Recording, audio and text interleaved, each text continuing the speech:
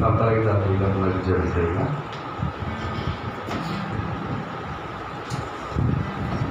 நேற்றும் இன்றைக்கு ஆராய்ச்சி உள்ள தாமே மாணவர்களுக்காக நன்றி ஸ்தோத்திரிக்கிறோம். என் தேவாலய வார்த்தை காலையில் கேட்டது போல இந்த மாலை நேரத்தில் எங்களுடைய இடைப்படல் நாடு சொல்லிக்கிறோம். நேற்றும் இன்று ரெண்டு மாறாதவர் அந்த மாறாத தேவன் இந்த மாலை பொழுது எங்கள் மத்தியில் ஆசைவாடிகளாக ஆண்டவே அந்த சூழல் போல விசுவாசத்தோடும் ஆண்டவே நிரபகால் கிரியைகளோடும் ஆண்டவரை தாப்பர்கள் பாடுத ஸ்திரீ ஆம் தாப்பனை தன்னுடைய விருப்பமாக ஆண்டவர் விசுவாசத்தை எவ்வளவாக தாப்பனைக்கும் உம்முடைய சமூகத்தில் ஆகினாலோ அதை வன்பாக அந்த கிரியையும் அந்த விசுவாசமும் ஆண்டவே நாங்கள் கவரப்பட்டவர்களாக உங்களுடைய சாமத்தில் வர இருக்கும் பாராட்டும் ஆண்டு இந்த ஆறை ஆசிர்வதி தாப்பனே தோற்பதன் முடிவட்டும் ஒரு பிரசனத்தை உதவி செய்யும் எல்லா அசுத்த ஆவிகள் அந்த காரியங்கள் நீங்கி போட்டும் ஆண்டு தாம் இது ஒரு பாரம்பரிய கோட்பாடு இருந்தால் ஆர்வணி இல்லாதபடி பற்றி உள்ள ஒரு ஆர்வணியும் முக பிரிவுள்ள ஒரு ஆர்வனையாக இருக்கிறது உதவி செய்வதாக ஆசிர்வதி காத்துகள் போகும்போது ஒரு வல்லமை வெளிப்படுத்தும் நீங்க தவின் மத்தியில் கீழ் செய்வது வச்சிருக்கிறோம். ஆண்டவர் தாமே வந்ததற்காக நன்றி. ஆண்டவர் வந்து கொண்ட ஒவ்வொரு கொடுத்து ஆண்டவரையும் நாமத்தை பயன்படுத்தும். இதே பெற்ற ஆறில் பங்கு பெற ஒவ்வொருவரும் திரும்பி பார்க்கணும். நாளில் நீக்கி போடுவார்கள் திரும்பி பார்க்கட்டும். ஆசிர்வதி காத்துக்கொள்ளும். எல்லா துதிகள் நமக்கு அவனுக்கு செலுத்துகிறோம். வல்லம் நேரத்தை கர்த்தராகிய இயேசு கிறிஸ்து நாமத்தில் தாழ்வோடு ஜெபிக்கிறோம். ஆமென். ஹல்லேலூயா. 423வது பாடல். எந்த நேரமும் எப்போதுமே இயேசு என்கிறோம். ஹல்லேலூயா. எந்த நேரமும் எப்போதுமே இயேசு எனக்கு ஒத்தாசை.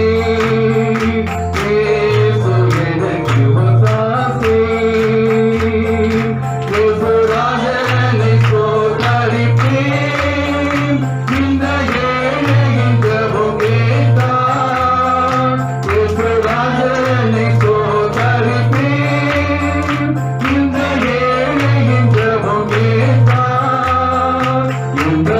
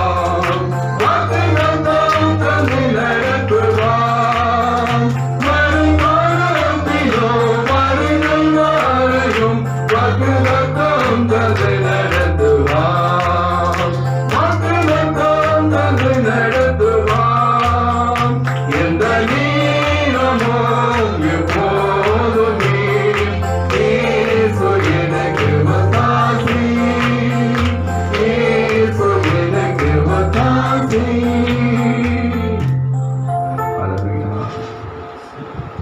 எந்த காலத்திலும் எந்த நேரத்திலும் அது மகிழ்ச்சியோ அது துக்கமோ கஷ்டமோ நாசமோ சுகத்தையுமோ அவர் தான் நமக்கு ஒத்தாசை. ஆமென்.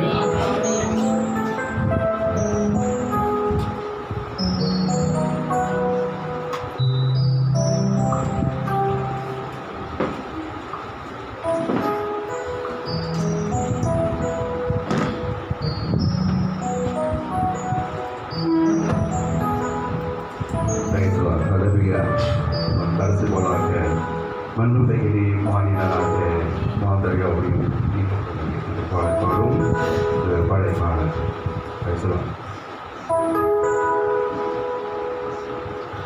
மண்ணுலகிலே மாநிலனாக மாந்தரவையோ மீட்டுக் கொள்ளவே மண்ணுலகிலே மாநிலனாக மாந்தரவையோ மீட்டுக் கொள்ளவே கல்வாரி மேட்டிலே உதிரம் சிந்தி பாவி என்னையோ மீட்டுக் கொள்ளவே கல்வாரி மேட்டிலே உதிரம் சிந்தி பாவி என்னையோ மீட்டுக் கொண்டீர்.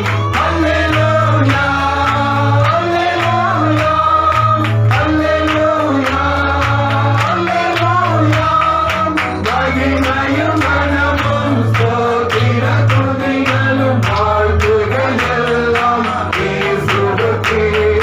மகிமையும் கனமும் ஸ்தோத்திர துதிகளும் வாழ்த்துகள் எல்லாம் இயேசுவுக்கே. அன்பு தனிக்கே பொது நாளிலே அன்பால் என்னையோ அழைத்திரையா அன்பு தனிக்கே பொது நாளிலே அன்பால் என்னையோ அழைத்திரையா உங்கள் தூய பாதையில் நடத்திடவே அனுதினமும் சமூகம் தேவை. உங்கள் தூய பாதையில் நடத்திடவே அனுதினமும் சமூகம் தேவை. அல்லேலூயா அல்லேலூயா அல்லேலூயா அல்லேலூயா மகிமையும் கனமும் ஸ்தோத்திர துதிகளும் வாழ்த்துகள் எல்லாம் இயேசுவுக்கே. மகிமையும் கனமும் ஸ்தோத்திர துதிகளும் வாழ்த்துகள் எல்லாம் இயேசுவுக்கே. வாக்குத்தத்தங்கள் ஏராளமுண்டு அன்பு கர்த்தாவே உந்தனிடத்தில். வாக்குத்தத்தங்கள் ஏராளமுண்டு அன்பு கர்த்தாவே உந்தனிடத்தில். அனுதினம் கண்ணீரை துடைத்திடவே இவைகளை நீர் தேற்றிடவே. அனுதினம் கண்ணீரை துடைத்திடவே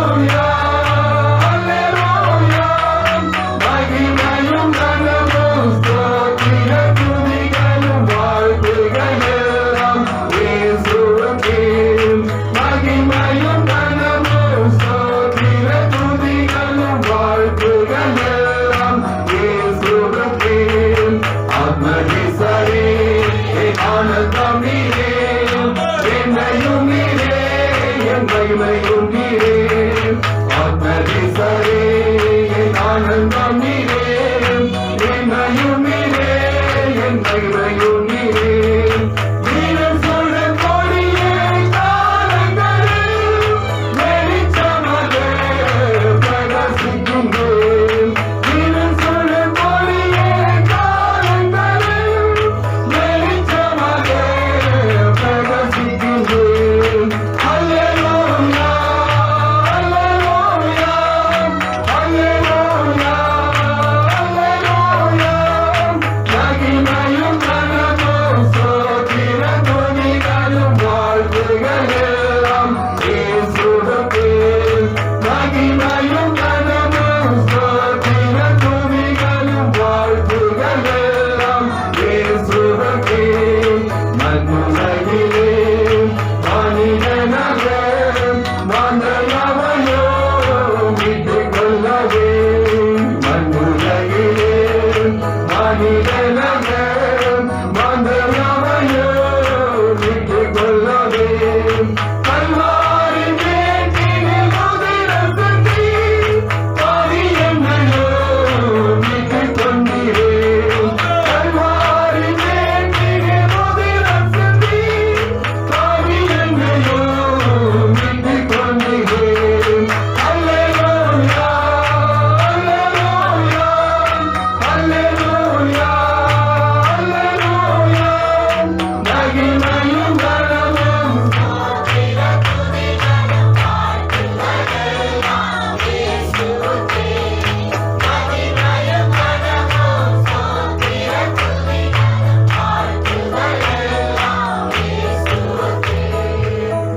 செய்வோம். இரக்கத்தில் ஐஸ்வர்யம் உள்ள எங்கள் நல்ல தகப்பனே, நேற்றும் இன்றும் என்றும் மாறாதவரே, நீதியுள்ள ராஜாவே, உண்மை நாங்கள் நன்றியோடு ஸ்தோத்திரிக்கிறோம் தகப்பனே. இதோ மாலை வேளையிலும் எங்களை கர்த்தாவே மறுபடியும் உம்முடைய சமூகத்துக்கு கொண்டு வந்ததற்காக நன்றி ஆண்டவரே. ஆமாண்டவரே, நாங்கள் கர்த்தாவே உம்மை கவரக்கூடியவர்களாய் ஆண்டவரே எங்களை மாற்றினதற்காக நன்றி தகப்பனே. இதோ எங்களுடைய வாழ்க்கை ஆண்டவரே உம்மை கர்த்தாவை கவர்ந்து இருக்கும்படியான ஒரு வாழ்க்கையாய் இருப்பதற்காக உம்மை நாங்கள் நன்றியோடு ஸ்தோத்திரிக்கிறோம். ஆமாண்டவரே, நாங்கள் உம்மை நேசிக்கும் பொழுது, உம்மிடத்தில் அன்பு கூறும் பொழுது, உம்முடைய வார்த்தையை நாங்கள் தேடும் பொழுது ஆண்டவரே, நாங்கள் கர்த்தாவே உம்மை கவர்ந்து விடுகிறோம் தகப்பனே. இதோ தேவனாகிய கர்த்தர் எதற்காக மனிதனை உண்டாக்கினார் என்றால் மனிதன் அவரை ஆராதிக்க வேண்டும் என்பதற்காகவே மனிதனை உண்டாக்கினார். ஆமாண்டவரே, நாங்கள் உம்மை ஆராதிக்க வேண்டும், உம்மை தொழுது கொள்ள வேண்டும், உம்முடைய நாமத்தை நாங்கள் மகிமைப்படுத்த வேண்டும், உம்மை உயர்த்த வேண்டும் ஆண்டவரே. அதற்காகவே நீர் எங்களை உண்டாக்கினீர் தகப்பனே. இதாவது நாங்கள் கர்த்தாவே உண்மையும் புத்தகமாய் செய்யும் பொழுது ஆண்டவரே நீர் எங்களை கர்த்தாவை நேசிக்கிறவராய் இருக்கிறீர். ஆமாண்டவரே, நாங்கள் உம்மை கர்த்தாவை கவருகின்றவர்களாய் இருக்கிறோம். அதற்காக உமக்கு நன்றி ஆண்டவரே. இதோ எங்களுடைய வாழ்க்கை உமக்கு பிரியமான ஒரு வாழ்க்கையாய் இருப்பதற்காக நன்றி ஆண்டவரே. இதோ இந்த நாளிலும் உலகத்தை கர்த்தாவே மேற்கொண்டு ஆண்டவரே நாங்கள் கர்த்தாவே ஒரு ஜெயம் பெற்ற ஒரு வாழ்க்கை வாழ்ந்து இதோ உங்களுடைய சமூகத்திற்கு வந்தளிக்கிறோம் தகப்பனே. ஆமாண்டவரே, உங்களுடைய வார்த்தைப்படி நாங்கள் வாழ்ந்து வரும் பொழுது ஆண்டவரே அது சத்துருவை ஆண்டவரை வீழ்த்துகிறதா இருக்கிறது. அப்படியா இதோ இந்த நாளிலும் தகப்பனே அவிதமான ஒரு வாழ்க்கை எங்களுக்கு கொடுத்திருப்பதற்காக நன்றி ஆண்டவரே. இதோ இந்த கர்த்தாவே ராப்போஜனமானது ஆண்டவரே இது ஒரு பல பரீட்சையா இருக்கிறது தகப்பனே. இதோ பந்தியிலே நாங்கள் உத்தமமாய் பங்கு பெறும் பொழுது, உண்மையாய் பங்கு பெறும்போது, நல்ல கவனமில்லாமல் ஆண்டவரே நாங்கள் தூய இருதயத்தோடு பங்கு பெறும் பொழுது இதோ நாங்கள் ஆசீர்வதிக்கப்படுகிறோம் தகப்பனே, நாங்கள் உயர்த்தப்படுகிறோம் தகப்பனே. ஆண்டவரே நீர் எங்களுக்கு நித்திய ஜீவனை கொடுக்கிறீர் ஆண்டவரே. ஆமாண்டவர், உங்களுடைய மாம்சத்தை புசித்து பானம் பண்ணாதவனுக்கு நித்திய ஜீவன் இல்லை என்று சொன்னீர் தகப்பனே. இதோ உங்களுடைய கர்த்தாவே ஆண்டவரே வார்த்தையை புசித்து ஆண்டவரே வெளிப்பாடுகளை நாங்கள் பானம் பண்ணும் பொழுது இதோ எங்களுக்கு நித்திய ஜீவன் கொடுக்கப்படுகிறது. அப்படியாய் தகப்பனே இதோ இந்த நாளிலும் ஆண்டவரே உங்களுடைய வார்த்தையை நாங்கள் ஏற்றுக்கொண்டோம், உங்களுடைய வெளிப்பாடுகளை ஆண்டவரே நாங்கள் ஏற்றுக்கொண்டோம் என்பதை நிரூபிக்கும்படியாய் இதோ மாலை வேளையிலே ஆண்டவரே இதோ கிரியின் மூலமாய் நாங்கள் அதை காண்பிக்கும்படியான ஒரு ஆராதனையை கொடுத்ததற்காக ஆண்டவரே நாங்கள் உம்மை நன்றியோடு ஸ்தோத்திரிக்கிறோம் தகப்பனே. நன்றி ஆண்டவரே, நீ செய்த நன்மைகளுக்காக உமக்கு நன்றி தகப்பனே. எங்களை பாதுகாத்ததற்காக நன்றி ஆண்டவரே. எங்களுக்கு ஜெயமான ஒரு வாழ்க்கையை கொடுத்ததற்காக நன்றி செலுத்துகிற தகப்பனே. எங்களுக்கு ஜெப ஜீவியத்தை கொடுத்ததற்காக நன்றி ஆண்டவரே. வேதத்தை நேசிக்க உதவி செய்ததற்காக நன்றி ஆண்டவரே. செய்தியை நேசிக்க உதவி செய்ததற்காக நன்றி ஆண்டவரே. உங்களுடைய வார்த்தைகளை நேசித்து அதன்படி ஜீவிக்க உதவி செய்ததற்காக ஆண்டவரே நாங்கள் உண்மை நன்றியோடு ஸ்தோத்திரிக்கிறோம் தகப்பனே. உங்களுடைய கட்டளைகளை கைக்கொள்ள உதவி செய்ததற்காக நன்றி. எங்களுடைய இருதயம் எங்களை குற்றவாளி என்று தீர்க்காத வண்ணம் ஆண்டவரே நாங்கள் ஜீவிக்க எங்களுக்கு உதவி செய்ததற்காக நன்றி தகப்பனே. இதோ இந்த பந்தியிலே பரிசுத்த உள்ளத்தோடு நாங்கள் பங்கு பெறுகிறோம் தகப்பனே. கள்ளக்கபடமில்லாத இருதயத்தோடு நாங்கள் பங்கு பெறுகிறோம் தகப்பனே. இதோ குற்ற உணர்வோடு அல்ல தகப்பனே. என் தேவன் எனக்கு நன்மை செய்தார், என்னை பாதுகாத்தார், என்னை பரிசுத்தமாய் வாழ செய்தார், என்னை உத்தமமாய் வாழ செய்தார் என்ற உணர்வோடு தகப்பனே இதோ இந்த பந்தியிலே நாங்கள் பங்கு பெறுகிறோம் தகப்பனே. ஆண்டவரே நன்றி தகப்பனே. இதோ அப்படியா இல்லாதவர்கள் ஆண்டவரே பாவ அறிக்கையோடு பங்கு பெற உதவி செய்ய மாட்டவரே. உத்தமமாய் பங்கு பெற உதவி செய்ய ஆண்டவரே. என் தேவன் எனக்கு என்னை கைவிட மாட்டார், என் தேவன் என்னை பாதுகாப்பார், என் தேவனுடைய சமூகத்தில் என்னை நான் ஒப்பு கொடுக்கிறேன், என்னை முழுவதுமாய் அர்ப்பணிக்கிறேன் என்ற ஆண்டவர் உணர்வோடு பங்கு பெற உதவி செய்ய மாட்டவரே. ஆமாண்டவரே உங்களுடைய பாதத்துக்கு வந்த ஒருவரும் ஆண்டவரே வெறுமையாய் திரும்பியது இல்லை ஆண்டவரே. இந்த நாளில் உங்களுடைய பாதத்துக்கு நாங்கள் வந்து எங்களை ஒப்பு கொடுக்கிறோம் ஆண்டவரே. இந்த பந்தி எங்களுக்கு ஆசீர்வாதமாய் இருக்கட்டும், எங்களுக்கு சமாதானத்தை கொடுக்கட்டும், எங்களுக்கு சந்தோஷத்தை கொடுக்கட்டும் ஆண்டவரே. எங்களுக்கு நித்திய ஜீவனை கொடுக்கட்டும், எங்களுக்கு சுகத்தை கொடுக்கட்டும், எங்களுக்கு பலத்தை கொடுக்கட்டும் தகப்பனே. இதோ கர்த்தாவே இந்த ஆலயத்துக்குள்ளே ஆண்டவரே இதோ நாங்கள் ஒரு மனதோடு ஆண்டவரே எந்த விதமான தகப்பனே பகையும் இல்லாமல் எந்த விதமான விரோதமும் இல்லாமல் ஆண்டவரே ஒருவர் ஆண்டவரே இதோ கர்த்தாவை மன்னித்து ஜெபித்து ஆண்டவர் இதோ கர்த்தா ஒரே சிந்தையோடு ஒரே ஆவியோடு ஒரே எண்ணத்தோடு தகப்பனே ஜீவிக்க உதவி செய்ய மாட்டவரே. இதோ கர்த்தா இந்த பந்தியிலே நாங்கள் கர்த்தாவை உத்தமமாய் ஆண்டவரை பங்கு பெற உதவி செய்ய மாட்டவரே. இந்த பந்தியை ஆசீர்வதிக்க மாட்டவரே. அப்பத்தை ஆசீர்வதியம், ரசத்தை ஆசீர்வதியம். இதோ இந்த பந்தி இந்த பிள்ளைகளுக்கு ஆண்டவரே மேலான ஆண்டவரே ஆசீர்வாதத்தை கொடுக்கட்டும் தகப்பனே. தேவனாகிய கர்த்தர் எங்கள் மத்தியில அசைவாடும் பரிசுத்த ஆவியானவர், வல்லமையின் தேவன், அக்னியின் தேவன், மகத்துவத்தின் தேவன், பரிசுத்தத்தின் தேவன் ஆண்டவரே எங்கள் மத்தியிலே அசைவாடும்படியா எங்கள் உள்ளத்திலே ஆண்டவரே இதோ கர்த்தாவே பேசும்படியா எங்களை கர்த்தாவே உருவாக்கும்படியா இதோ நாங்கள் கர்த்தாவே ஆண்டவரே நித்தியத்தின் பிள்ளைகளாய் ஜீவிக்க உதவி செய்யும்படியா இதோ நேரத்தில் நான் ஜெபிக்கிறேன். பாதுகாத்துக் கொள்ளும், வழி நடத்த தகப்பனே. இம்மட்டு நீ செய்த நன்மைகளுக்காக உமக்கு நன்றி ஆண்டவரே. நீ பாராட்டின கிருபைகளுக்காக உமக்கு நன்றி ஆண்டவரே. தொடர்ந்து எங்களை நடத்தும் ஆண்டவரே. இதோ எங்களை முற்றிலுமாய் தாழ்த்துகிறோம் ஆண்டவரே. நீர் எங்கள் மத்தியிலே மகிமைப்படும் தகப்பனே. உம்மை மகிமைப்படுத்துவதே எங்கள் மேல் விழுந்த கடமையாக இருக்கிறது. ஆகவே நாங்கள் ஒருமித்து உம்மை மகிமைப்படுத்துகிறோம். உம்முடைய நாமம் வாழ்க ஆண்டவரே. ஆண்டவரே நீர் உயர்த்தப்படுவதாக, ஆண்டவரே உம்முடைய நாமம் உயர்த்தப்படுவதாக. மேலே வானத்திலோ கீழே பூமியிலோ ஒரே ஒரு தேவன், அவர் கர்த்தராகிய இயேசு கிறிஸ்து. அந்த தேவன் எங்களுடைய தேவன், அந்த தேவன் என்னுடைய தேவன். நன்றி ஆண்டவரே. இதோ அந்த கர்த்தாவே உரிமை எங்களுக்கு கொடுத்ததற்காக நன்றி ஆண்டவரே. தொடர்ந்து எங்களை நடத்தும். தாராதனை ஆசீர்வதியும் தகப்பனே. தாராதனை முடியும் பொழுது தகப்பனே நாங்கள் அதிகமான ஆவிக்குரியவர்களாய் கடந்து செல்ல உதவி செய்யும். பொறுப்பேற்றுக் கொள்ளும், வழி நடத்தும். வார்த்தை ஆசீர்வதித்து தகப்பனே. எளிமையான தாயத்தம் ஆண்டவர் இதோ பிள்ளைகளுக்கு ஆசீர்வாதத்தை கொடுக்கட்டும். பொறுப்பேற்றுக் கொள்ளும், வழி நடத்தும். எல்லாவற்றையும் கரத்திலே கொடுக்கிறேன். கர்த்தராகிய இயேசு கிறிஸ்துவின் விலையேற பெற்ற நாமத்தில் ஜெபிக்கிறேன். ஆமென். நம் வேதத்தின் ஒரு பகுதியை வாசிப்போம். வெளிப்படுத்தின விசேஷம் 5ஆம் அதிகாரம்.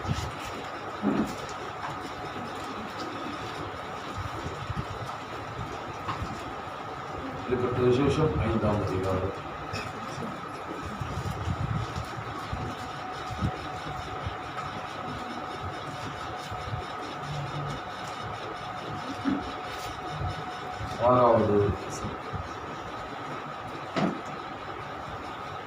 அப்பொழுது இதோ அடிக்கப்பட்ட வண்ணமாய் இருக்கிற ஒரு ஆட்டுக்குட்டி சிங்காசனத்திற்கும் 4 ஜீவன்களுக்கும் மூப்பர்களுக்கும் மத்தியிலே நிற்க கண்டேன். அது 7 கொம்புகளையும் 7 கண்களையும் உடையதாயிருந்தது. அந்த கண்கள் பூமி எங்கும் அனுப்பப்படுகிற தேவனுடைய 7 ஆவிகளே ஆம். ஆமென். கர்த்தர் இந்த வேத வசனத்தை ஆசீர்வதிப்பாராக. நீங்கள் யாவரும் உட்காரும்படி கர்த்தருடைய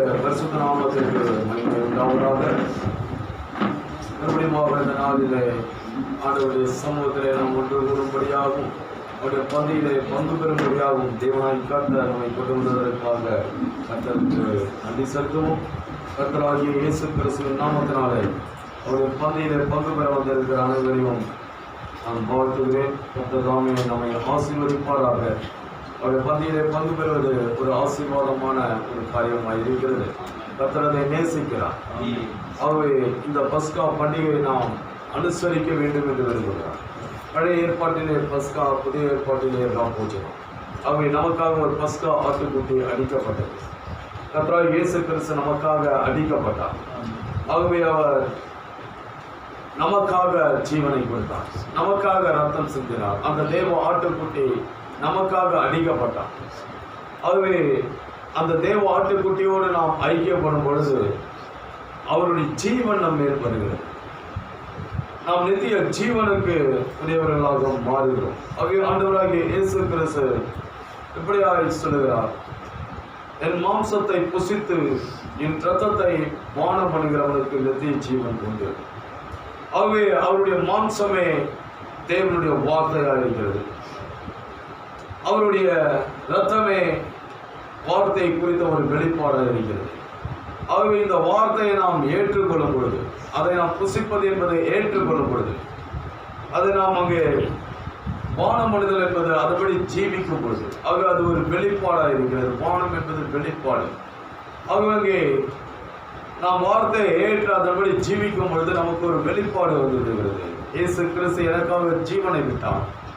ஆகவே அவருடைய ஜீவன் தான் என்னை இப்பொழுது நித்திய ஜீவனுக்கு நடத்துகிறது என்பதை அங்கே நாம் புரிந்து கொள்கிறோம். அந்த வெளிப்பாடை நாம் பெற்றுக்கொள்ளும் பொழுது நமக்கு நித்திய ஜீவன் கொடுக்கப்படுகிறது. ஆகவே நம்முடைய தேவனாய் கர்த்தர் எப்பொழுதுமே வார்த்தைக்கு கட்டுப்பட்டவராக இருக்கிறார். அவர் என்ன வார்த்தையை உரைக்கிறாரோ அந்த வார்த்தைக்கு அவர் கட்டுப்பட்டவர். அது மாத்திரமல்ல, அந்த வார்த்தைக்கு நாம் கட்டுப்பட்டவர்களாக இருக்க வேண்டும் என்று அவர் விரும்புகிறார்.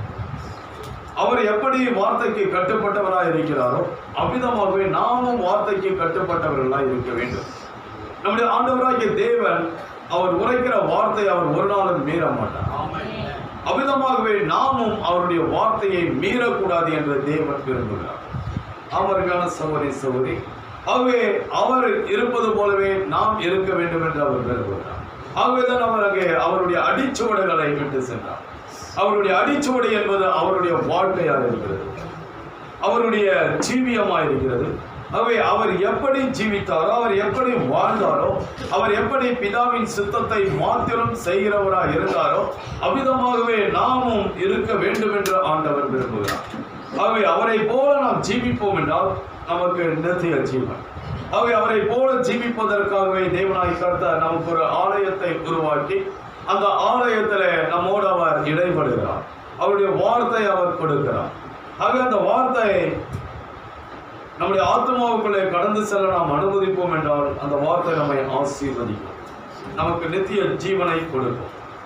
ஆகவே இப்போது வாசிக்கப்பட்ட இந்த வேத வசனத்திலிருந்து ஒரு சிறு தலைப்பிலே தேவனுடைய வார்த்தையை கொண்டு வருகிறேன். அடிக்கப்பட்ட ஆட்டுக்குட்டி இந்த தலைப்பிலே நான் தேவனுடைய வார்த்தையை கொண்டு வருகிறேன். இந்த செய்திக்கு ஆதாரமாக தீர்க்கதரிசியுடைய செய்தியிலிருந்து ஒரு பாகத்தை நான் வாசிக்கிறேன். அடையாளம் என்ற ஒரு செய்தி 1963 வருடம் செப்டம்பர் மாதம் 1ஆம் தேதி தீர்க்கதரிசி இந்த செய்தியை பிரசங்கிக்கிறார். இந்த செய்தியை தீர்க்கதரிசி இப்படி சொல்கிறார். அந்த ஆட்டுக்குட்டியை குறித்து அதிகமாய் பேசுகிறார், செய்தியை குறித்து அதிகமாய் பேசுகிறார், ரத்தத்தை குறித்து அடையாளத்தை குறித்து அதிகமாய் பேசுகிறார். ஆகவே இன்றைக்கு அருமையான சகோதரி சகோதரி, இன்றைக்கு நாம் அடையாளத்தின் கீழ் வர வேண்டும். அடையாளத்தின் கீழ் நாம் ஜீவிப்போம் என்றால் நம்மை சத்துரு மேற்கொள்ள முடியாது. ராகாப் அடையாளத்தின் கீழ் வந்தாள். ஆகவே அவள் மரிக்கவில்லை, அவளுக்கு ஜீவன் கொடுக்கப்பட்டது. கர்த்தர் அவளுக்கு பாதுகாப்பாக இருந்தார். அந்த தேவன் இன்றைக்கும் மாறாது. அடையாளத்தின் கீழே இருப்போம் என்றால் கர்த்தர் நம்மையும் ஆசீர்வதிப்பார், நம்மையும் பாதுகாப்பார். திருசி இப்படியாய் சொல்கிறார். 361வது பேராவிலிருந்து, இயேசுவின் ரத்தம் உன்னை கூப்பிடுகிறது. இன்னைக்கு நம்மை அழைப்பது எதுவென்றால் இயேசு கிறிஸ்துவின் ரத்தம். நீ அதை ஏற்றுக்கொண்டால் அவருடைய சிந்தப்பட்ட ரத்தத்தின் மூலம் அவர் உன்னை மன்னிக்கிறார். அது அருமையான சகோதரி சகோதரி, நாம் மிக தெளிவாக புரிந்து கொள்ள வேண்டும் செய்தியை. இயேசு கிறிஸ்துவுடைய ரத்தம் என்ன செய்கிறது என்றால் நம்மை அழைக்கிறது. ரத்தம் நம்மை கூப்பிடுகிறது. ஆகவே இந்த ரத்தத்தை நாம் ஏற்றுக்கொண்டால், இந்த ரத்தத்தை நாம் விசுவாசித்தால், இது என்ன செய்யும் என்றால் அது நம்மை மன்னிக்கிறது. ஆனால் ரத்தத்தை நாம் ஏற்றுக்கொள்ளவில்லை என்றால் அது நம்மை மன்னிக்காது. இயேசு கிறிஸ்து நம்மை மன்னிக்க மாட்டார். அருமையான சகோதரி சகோதரி, மன்னிப்பு எங்கே இருக்கிறது என்றால் ரத்தத்தை ஏற்றுக்கொள்வது. ரத்தத்தை ஏற்றுக்கொள்வது என்றால் வார்த்தையை ஏற்றுக்கொள்வது. தேவனுடைய வார்த்தையை, இந்த செய்தியை ஏற்றுக்கொள்வது என்பது ரத்தத்தை ஏற்றுக்கொள்வதாயிருக்கிறது. தேவனுடைய வார்த்தையை ஆவியாயும் ஜீவனாயும். ஆகவே இந்த வார்த்தை நாம் ஏற்றுக்கொள்ளும் என்றால் நாம் ரத்தத்தை ஏற்றுக்கொள்வோம்.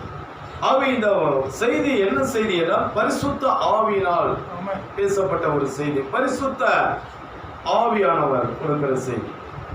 ஆகவே இந்த செய்தியை என்னவென்றால் பரிசுத்த ஆவியா இருக்கிறது. சரி, செய்தியே பரிசுத்த ஆவியா இருக்கிறது. ஆகவே இன்றைக்கு நாம் இந்த செய்தியை ஏற்றுக்கொள்வது, ஐயா ரத்தத்தை ஏற்றுக்கொள்வது, பரிசுத்த ஆவியை ஏற்றுக்கொள்வது. அப்படி ஏற்றுக்கொள்ளும் பொழுது கர்த்தர் என்ன செய்கிறார் என்றால் நமக்கு மன்னிப்பை கொடுக்கிறார். நம்மை ஆசீர்வதிக்கிறார். அதன் பேரில் இன்னும் சிறிது நேரம் பேச முடிந்தால் நலமாயிருக்கும். இயேசுவின் ரத்தம் மேலானவைகளை பேசுகிறது. ஆக இயேசு கிறிஸ்துவின் ரத்தம் தான் மேலானவைகளை பேசுகிறது. ஆபேலுடைய ரத்தம் பேசினதை காட்டிலும் அங்கே மேலானவைகளை பேசுகிற ரத்தம் எதுவென்றால் இயேசு கிறிஸ்துவினுடைய ரத்தம். ஏனென்றால் ஆபேலுடைய ரத்தம் என்ன செய்தது என்றால் நியாய தீர்ப்பை கேட்டது. ஆபேலை அங்கே காயின் கொன்று விட்டபடியால் அந்த ஆபேல் என்ன செய்தான்? நியாய தீர்ப்பை கேட்டான். ஆண்டவரே, இந்த காயினுக்கு நியாய தீர்ப்பை கொடுங்க என்று கேட்டான். ஆகவே அவன் நியாய தீர்ப்பை கேட்கிறவனாய் இருந்தான். ஆனால் இயேசு கிறிஸ்து என்ன செய்தார் என்றால் அவர்களை கொன்றவர்களுக்காக அவர் மன்னிப்பை கோரினார். பிதாவே, இவர்களை மன்னியும், இவர்கள் செய்கிறது இன்னதென்று அறியாதிருக்கிறார்கள் என்றார். ஆகவே அங்கே ஆபேலுடைய ரத்தம் பேசினதை காட்டிலும் நம்முடைய ஆண்டவராகிய இயேசு கிறிஸ்துவினுடைய ரத்தம் மேலானவைகளை பேசினது. அது என்ன செய்தது என்றால் அங்கே மன்னிப்பை கேட்டது. அது சொல்கிறார், பாதுகாப்பு பெற ஓடுங்கள். இன்னைக்கு நமக்கு பாதுகாப்பு எங்கே வேண்டாம்? செய்தியிலே, அவருடைய ரத்தத்திலே, பரிசுத்த ஆவிக்கு உள்ளே மட்டும்தான் பாதுகாப்பு. இந்த உலகத்துல வேற எங்கேயுமே பாதுகாப்பு இல்லை. அதை பெற்றுக் கொள்ளுங்கள். பாருங்கள், அதற்கு நீங்கள் விசுவாசிக்க வேண்டும். இப்ப அந்த பாதுகாப்பை பெற்றுக்கொள்ள வேண்டும் என்றால் நமக்கு விசுவாசம் தேவை. விசுவாசம் இல்லாமல் நாம் அந்த பாதுகாப்பை பெற்றுக்கொள்ள முடியாது. அமர்மையான சகோதரி, உங்கள் சொந்த பாதுகாப்பு உனக்கு அவசியம். அதற்காக நீ விசுவாசித்து முழு குடும்பத்திற்காகவும் அந்த அடையாளத்தை பூண்டுக்கொள். அந்த முழு குடும்பத்திற்கும் அந்த அடையாளத்தை பெற்றுக்கொள்.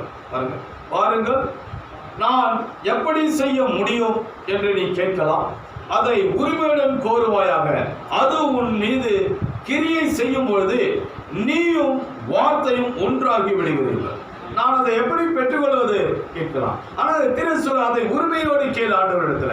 ஆண்டவரே, எனக்கு பாதுகாப்பு தேவை. நான் உன்னுடைய குமாரன், நான் உன்னுடைய குமாரத்தை, எனக்கு பாதுகாப்பு தேவை ஆண்டவரே என்று அங்கே நாம் பாதுகாப்பை உரிமையோடு கேட்க வேண்டும். அப்படியாக நாம் உரிமையோடு கேட்கும் பொழுது அங்கே அந்த பாதுகாப்பை கர்த்தர் நமக்கு கொடுக்கிறவராய் இருக்கிறார். சொல்லுகிறார், அப்பொழுது நீயும் வார்த்தையும் ஒன்றாகி விடுகிறீர்கள். ஆமேன், ஆமேன். அது உண்மை. அது அப்படியே ஆக கடவுள். பாருங்கள், அது உங்கள் இருவருக்காகவும் கிரியை செய்கிறது. அது அங்கே நம்முடைய குடும்பத்திற்காக கிரியை செய்கிறது, நம்முடைய கணவனுக்காக கிரியை செய்கிறது, நம்முடைய மனைவிக்காக கிரியை செய்கிறது, நம்முடைய பிள்ளைகளுக்காக கிரியை செய்கிறது.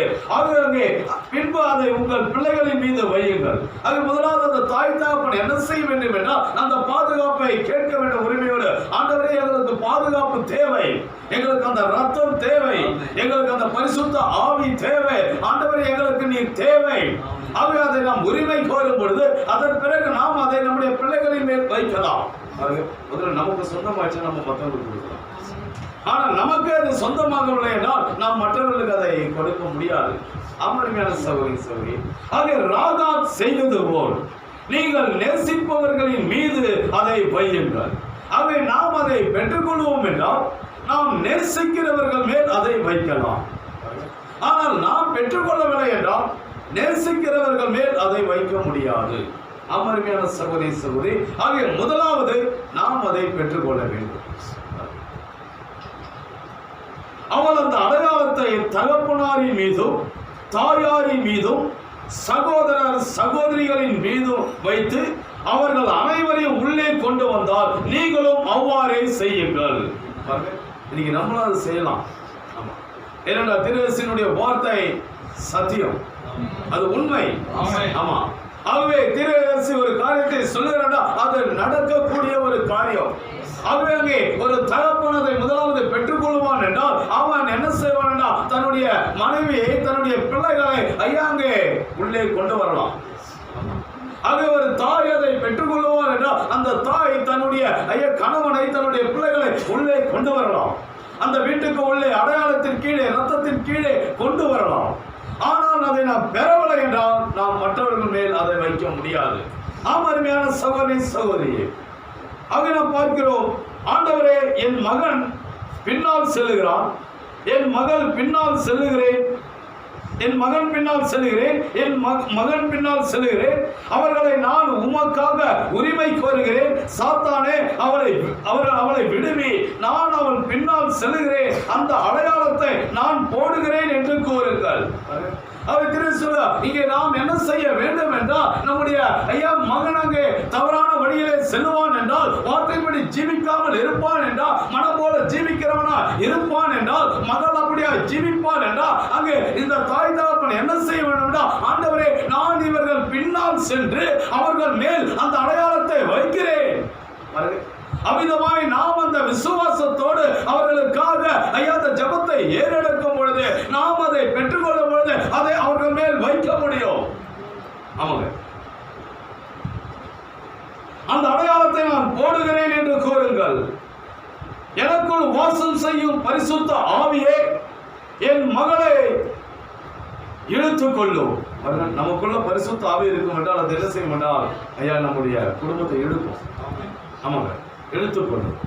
உம் அபிஷேகத்தை என் மீது பெற்றவனாய் நான் அவரிடம் செல்கிறேன் என்று வேண்டுதல் செய்யுங்கள், அவர் கண்டிப்பாக செய்வார். ஆமென். அப்படியா நாம் வேண்டுதல் செய்யும் பொழுது என்னுடைய மகன் மேல் நான் அதை வைக்கிறேன். பரிசுத்த ஆவியானவரே என் மகனை எடுத்துக்கொள்ளும், என்னுடைய மகளை எடுத்துக்கொள்ளும், என்னுடைய கணவனை எடுத்துக்கொள்ளும், என்னுடைய மனைவியை எடுத்துக்கொள்ளும் என்று அப்படியா நாம் வேண்டுதல் செய்வோம் என்றால் நிச்சயமாய் பரிசுத்த ஆவியானவர் அதை செய்வார். நிச்சயமா செய்வார், அவர் மாற மாட்டார். ஆனால் ஒரு காரியம் என்னவென்றால் நாம் அந்த பரிசுத்த ஆவியை பெற்றிருக்கிறோம். அதுதான் காரியம். நாம் பெறாமல் அதை செய்ய முடியாது. நாம் பெறாமல் ஆண்டவரை பரிசுத்த ஆவியை அவர்கள் மேல் வைக்கிறேன் என்று சொன்னால் அது கிரியை செய்யாது. நாம் ஒரு உலக பிரகாரமான மனிதனாய் வாழ்ந்து கொண்டு நாம் அங்கே மனம் போல ஜீவித்துக் கொண்டு பரிசுத்த ஆவியை என்னுடைய மகன் மேல் வைக்கிறேன், என்னுடைய மகன் மேல் வைக்கிறேன் என்றால் கிரியை செய்யாது. நம்ம இடத்துல என்ன இருக்கிறதோ அதுதான் கிரியை செய்யும். நம்ம இடத்துல ஐயாங்க உத்தமம் இல்லை என்றால் அது கிரியை செய்யாது. சரி, ரொம்ப கவனமாக முதலாவது நாம் பெற்றுக்கொள்ள வேண்டும். ஆட்டுக்குட்டியானவர் நமக்காக அடிக்கப்பட்டிருக்க வேண்டும். அந்த ரத்தம் நம்மேல் இருக்க வேண்டும். அந்த ரத்தத்துக்குள் நாம் இருக்க வேண்டும். எகிப்திலும் அவர்கள் அதையே செய்தனர், எரிகோவிலும் அவர்கள் அதையே செய்தனர். வேறொரு வசனத்தை படிக்க விரும்பினால் அப்போஸ்தலர் 16 அதிகாரம் 31வது வசனம், பவுல் சிறைச்சாலைக்காரனிடத்திலே நான் இந்த மணி நேரத்தின் செய்தியாளன் என்பதை விசுவாசிப்பாயாக. கர்த்தராகிய இயேசு கிறிஸ்துவை விசுவாசி, அப்போது நீயும் உன் வீட்டாரும் ரட்சிக்கப்படுவீர்கள் என்று சொன்னான். அது சரியா? உங்கள் வீட்டாருக்காக நீங்கள் விசுவாசியுங்கள். ஆகவே பவுல் சொல்றார் அந்த சிறைச்சாலைக்காரனிடத்துல, முதலாவது நீ விசுவாசி, நீ முதலாவது செய்தியாளனை ஏற்றுக்கொள், செய்தியை ஏற்றுக்கொள். நீ விசுவாசித்தால் உன்னுடைய வீட்டாரும் ரட்சிக்கப்படுவார். உங்கள் வீட்டாருக்காக நீங்கள் விசுவாசியுங்கள். அவர்கள் அனைவரையும் அடையாளத்தின் கீழ் கொண்டு வாருங்கள். நியாய தீர்ப்புக்கு முன்பு பரலோகத்தின் தேவன் அதிசயம் ஒன்று செய்ததை நீ கண்டாய். அதை நீ விசுவாசித்தாய் அல்லவா என்று பவுல் சிறைச்சாலை காரணத்தை கேட்டான்.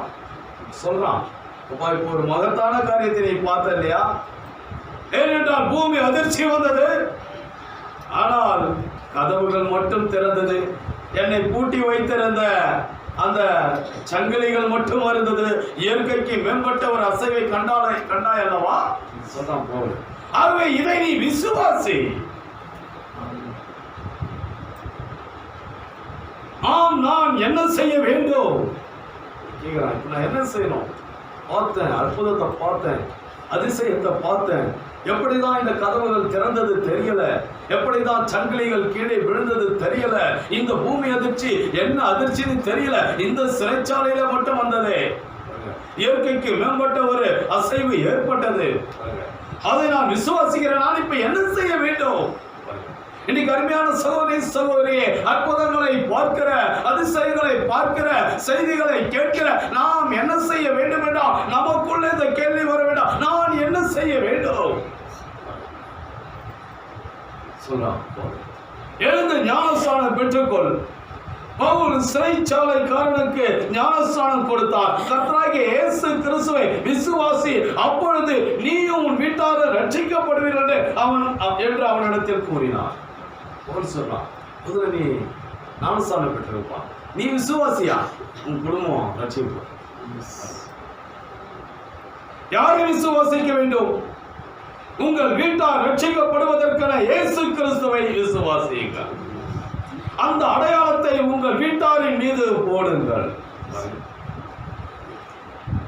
நீங்கள் செய்ய வேண்டியது என்ன? வீட்டில் காணப்படும் குப்பை அனைத்தையும் அகற்றுங்கள். ரட்சிப்பு வர வேண்டும்.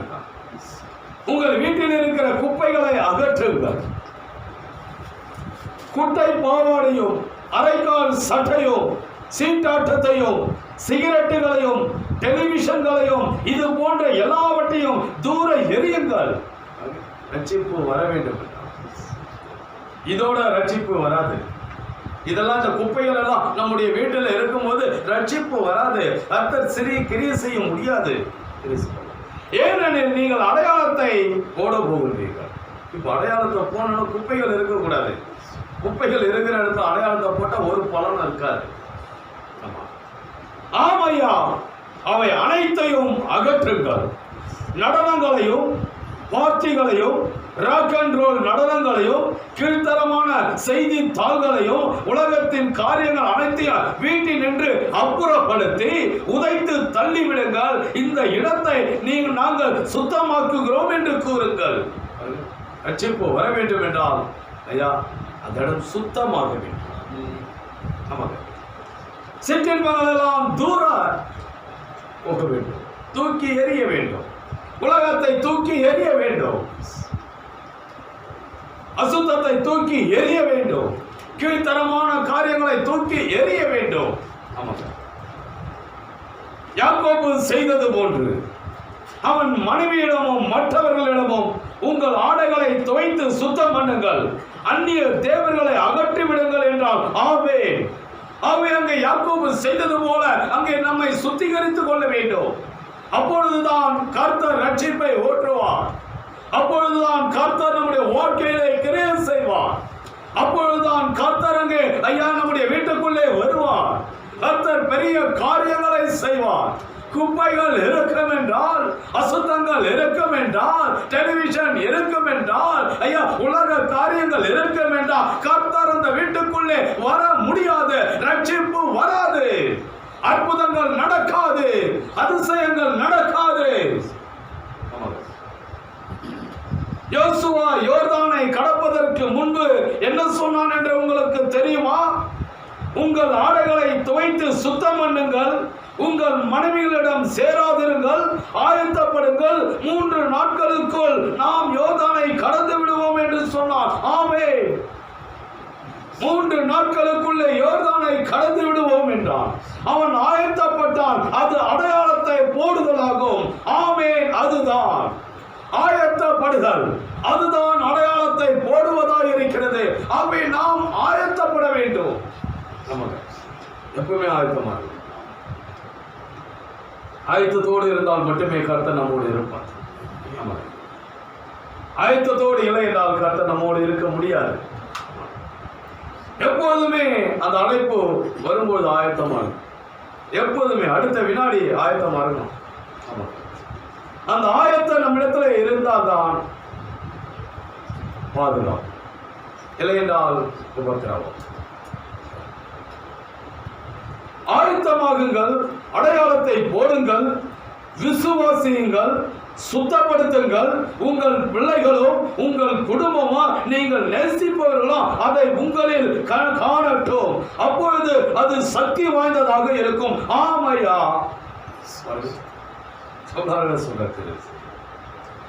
ஆயத்தமாகுங்கள், அடையாளத்தை போடுங்கள், விசுவாசியுங்கள், சுத்தப்படுத்துங்கள். அதை உங்களுடைய பிள்ளைகள் காணட்டும். உங்கள் குடும்பமும் நீங்கள் நேசிப்பவர்களும் அதை உங்களில் காணட்டும். நாம் ஆயத்தமா இருப்பதை பிள்ளைகள் காண வேண்டும், நம்முடைய குடும்பம் காண வேண்டும். ஐயா, நாம் நேசிக்கிறவர்கள் காண வேண்டும், நம்மை சுற்றி இருக்கிறவர்கள் காண வேண்டும். இவர் ஆயத்தமா இருக்கிறார். அடையாளத்தை போடுங்கள். ஆகவே இவரிடத்தில் பரிசுத்த ஆவியானவர் இருக்கிறார் என்று சாட்சி வர வேண்டும். நம்முடைய பிள்ளைகள் சாட்சி கொடுக்க வேண்டும், நம்முடைய கணவன் மனைவி சாட்சி கொடுக்க வேண்டும், நாம் நேசிக்கிறவர்கள் சாட்சி கொடுக்க வேண்டும். இவரிடத்தில் பரிசுத்த ஆவி உண்டு. விசுவாசியுங்கள். இன்னைக்கு நாம் விசுவாசி என்பதை உலகம் காண வேண்டும். தேவனுடைய பிள்ளைகள் என்பதை காண வேண்டும். சுத்தப்படுத்துங்கள். சுத்தமா இருக்கிறார். நம்முடைய இருதயம் சுத்தமா இருக்க வேண்டும். கள்ள கவனம் இருக்கக்கூடாது, விரோதங்கள் இருக்கக்கூடாது, பகைகள் இருக்கக்கூடாது, பொய் இருக்கக்கூடாது, மாய்மாலம் இருக்கக்கூடாது, அசுத்தம் இருக்கக்கூடாது, விக்கிரக ஆராதனை இருக்கக்கூடாது, பண ஆசை இருக்கக்கூடாது, பொருளாசை இருக்கக்கூடாது. நன்றி அறிய உள்ளவர்களா இருக்க வேண்டும், நன்றி கெட்டவர்களா இருக்கக்கூடாது. உங்களை சுத்தப்படுத்திக் கொள்ளுங்கள்.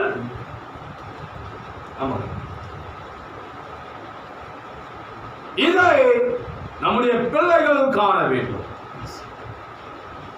இதை நம்முடைய கணவன் காண வேண்டும், நம்முடைய மனைவி காண வேண்டும். இதை நம்முடைய ஐயா நேசிக்கிறவர்கள் காண வேண்டும். அப்படியாய் நாம் ஜீவிக்க வேண்டும். இதுதான் நாம் அடையாளத்தை பெற்றிருக்கிறோம் என்பதற்கு ஒரு அடையாளம். பரிசுத்த ஆவி நமக்குள்ளே இருக்கிறது என்பதற்கு ஒரு அடையாளம். ஜெபத்துடன் விசுவாசம் கொண்டவர்களாய் அந்த அடையாளத்தை போடுங்கள். இந்த ஒரு சாட்சி இருக்குன்னா நம்ம ஜபத்தோட நம்மளுடைய பிள்ளைகளின் மேல், கணவன் மேல், மனைவியின் மேல் அந்த அடையாளத்தை போடுவோம் என்றால் அது அவர்களை அபிஷேகிக்கும். நம்ம சுத்தமா இல்லாம மற்றவங்களை சுத்தப்படுத்த முடியாது. நம்ம அசுத்தமா இருந்துக்கிற மற்றவங்களை சுத்தமா அப்படின்னு சொல்ல முடியாது. அமரிமையான தேவ பிள்ளைகளை, முதலாவது நாம் சுத்தமாக இருக்க வேண்டும். நம்முடைய ஆத்மா சுத்தமாக இருக்க வேண்டும். நம்முடைய ஜீவியம் சுத்தமாக இருக்க வேண்டும். அப்பொழுதுதான் நாம் மற்றவர்களை சுத்தப்படுத்த முடியும். இல்லைன்னா நம்ம செய்ய முடியாது. எவ்வளோ அழகாக சொல்றாங்க, வீட்டை போய் ஜபத்தோட வாசிங்க, முழங்கால் படியிட்டு வாசிங்க. கர்த்தர் நல்லவன். நம்முடைய தீர்க்கதரிசி கர்த்தர் உபயோகித்தார். பேசுவது மனுஷர் அல்ல, பரிசுத்த ஆவியானவர்.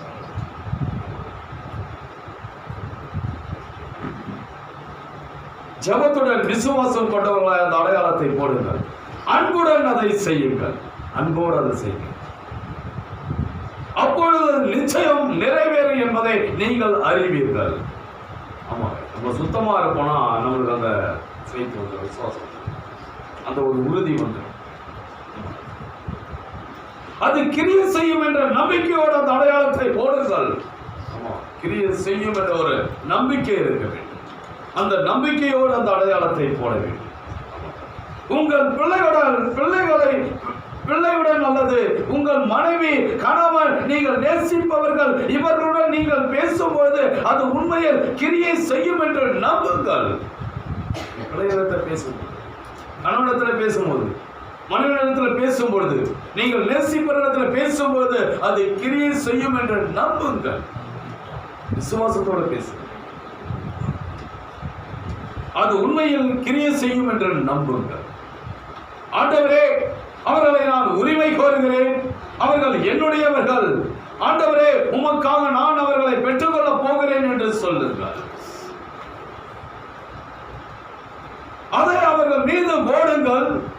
உங்களை சுற்றிலும் ஒரு நல்ல சூழ்நிலையை உருவாக்கி கொண்டு, நம்மை சுற்றிலும் நல்ல சூழ்நிலையை உருவாக்கி, முதல்ல நல்ல ஒரு கிறிஸ்துவ ஜீவியம் செய்யணும்னா சூழ்நிலை அவசியம்.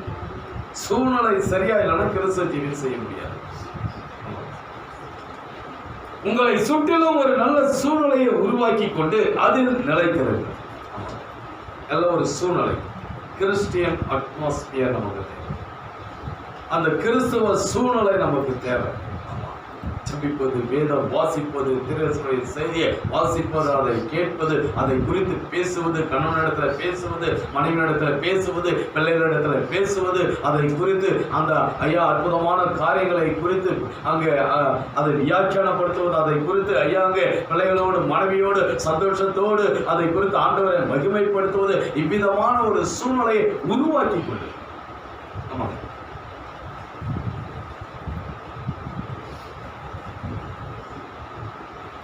அதில் நிலைத்திருங்கள். பாருங்கள், உங்களிடம் அந்த அடையாளம் இருந்தால் உங்களை சுற்றிலும் ஆவியின் வல்லமையை பெற்றிருப்பீர்கள். நம்மகிட்ட அந்த அடையாளம் இருக்கணும். நம்மை சுற்றிலும் அந்த ஆவியினுடைய வல்லமை இருப்பதை, அந்த வல்லமையை நம்ம பெற்றுக்கொள்ளலாம். அப்பொழுது நீங்கள் நடந்து செல்லும் பொழுது நீங்கள் கிறிஸ்தவர்கள் என்று மற்றவர்கள் அறிந்து கொள்வார்கள். நம்ம ஒரு நல்ல சூழ்நிலையில் இருந்தோம்னா சபையார் நம்ம குறித்து சொல்லுவாங்க, இவர் தான் கிறிஸ்தவன், இந்த சகோதரி தான் கிறிஸ்தவன் சொல்லுவாங்க. நீங்கள் பேச மாட்டீர்களோ என்று அவர்கள் அன்புடன் எதிர்பார்த்து கொண்டிருப்பார். நீங்க பேசுவீங்களான்னு எதிர்பார்ப்பாங்க. நம்மளை சுற்றின ஒரு நல்ல கிறிஸ்டியன் அட்மாஸ்பியர்,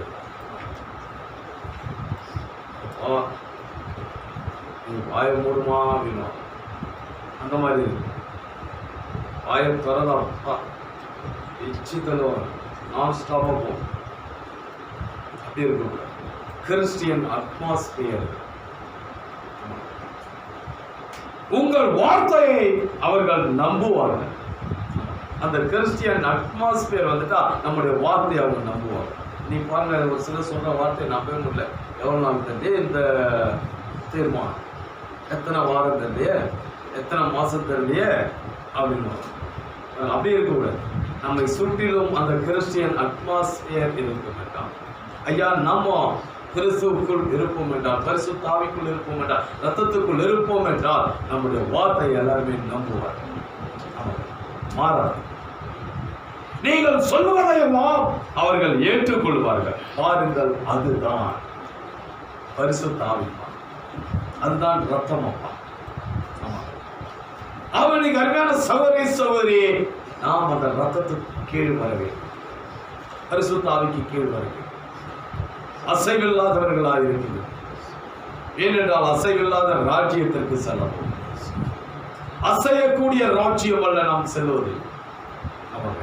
அசைவில்லாத ஒரு ராஜ்யத்திற்கு செல்கிறோம், மகிமையான ஒரு ராஜ்யத்திற்கு செல்கிறோம். நாம் அசைவில்லாமல் இருக்க வேண்டும். ஐயா, நம்முடைய தீர்மானம் அசைவில்லாமல் இருக்க வேண்டும். அவை எந்த சூழ்நிலையிலும் நாம் தேவனை விட்டு அசையக்கூடாது. நம்முடைய வாழ்க்கை அசையக்கூடாது. எவ்வளவு கஷ்டங்கள் வந்தாலும், எவ்வளவு போராட்டங்கள் வந்தாலும், எவ்வளவு உபத்திரவங்கள் வந்தாலும், அருமையான தேவ பிள்ளைகளை, நாம் அசையக்கூடாது. வார்த்தையிலே நிற்க வேண்டும். அதான் தெரியும், வார்த்தையில் நில்லுங்கள். ஆமா, நீங்கள் நிலைத்திருங்கள், அசையாதீர்கள். நம்முடைய தீர்க்கதரிசி அசையவில்லை. அவருக்கு எவ்வளவோ உபத்திரவங்கள், எவ்வளவோ கஷ்டங்கள், எவ்வளவோ போராட்டங்கள், எவ்வளவோ தொல்லைகள், எவ்வளவோ வேதனைகள், ஐயா அவரை எவ்வளவோ சத்துரு தாக்கினார். ஆனால் அவர் ஒரு துளி கூட அசைக்கப்படவில்லை. அவருக்கு அசைவே இல்லை. அவருடைய வாழ்க்கையானது ஸ்திரமான ஒரு வாழ்க்கை, உறுதியான ஒரு வாழ்க்கை. கிறிஸ்துவின் நங்கூரம் பாய்ச்சப்பட்டவராய் இருந்தார். இன்றைக்கு அமிதமான ஒரு வாழ்க்கை நமக்கு தேவை. நம்முடைய ஆண்டவராகிய இயேசு கிறிஸ்து அப்படியாய் வாழ்ந்தார், அசைவில்லாத ஒரு வாழ்க்கை. ஏனென்றால் இவர்கள் அசைவில்லாத ராஜ்யத்தில் இருந்து வந்தார்கள், அசைவில்லாத ராஜ்யத்துக்கு செல்கிறார்கள். ஆகவே இவரிடத்தில் அசைவு என்பது இல்லை. இன்னைக்கு நாமும் அப்படியா அசைவில்லாத ராஜ்யத்தில் இருந்து வந்திருப்போம் என்றால் நாமும் அசைக்கப்பட மாட்டோம். ஆமாங்க, ஏனென்றால் நாம் அசைவில்லாத ராஜ்யத்திற்கு செல்லுகிறோம். அவருடைய கருமையான சகோதரி சகோதரி, அதற்காக தான் அவர் அடிக்கப்பட்டார். இன்னைக்கு நாம் அசைவில்லாமல் ஜீவிப்பதற்காக தான் இயேசு கிறிஸ்து தன்னுடைய ஜீவனை கொடுத்தார்.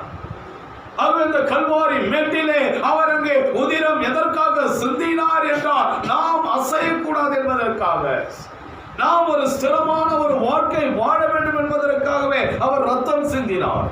ஆமா, அந்த ரத்தம் தான் பரிசுத்த ஆவியாக இருக்கிறது. அதே போல நாம் பரிசுத்த ஆவிக்கு உள்ளே வந்து விடுவோம் என்றால் நாம் அசைக்கப்பட முடியாது. நம்மை சுற்றிலும் அந்த கிறிஸ்டியன் அட்மாஸ்பியர் வந்து நம்மை ஒரு வல்லமை சூழ்ந்து கொள்ளும். அருமையான சகோதரி சகோதரி,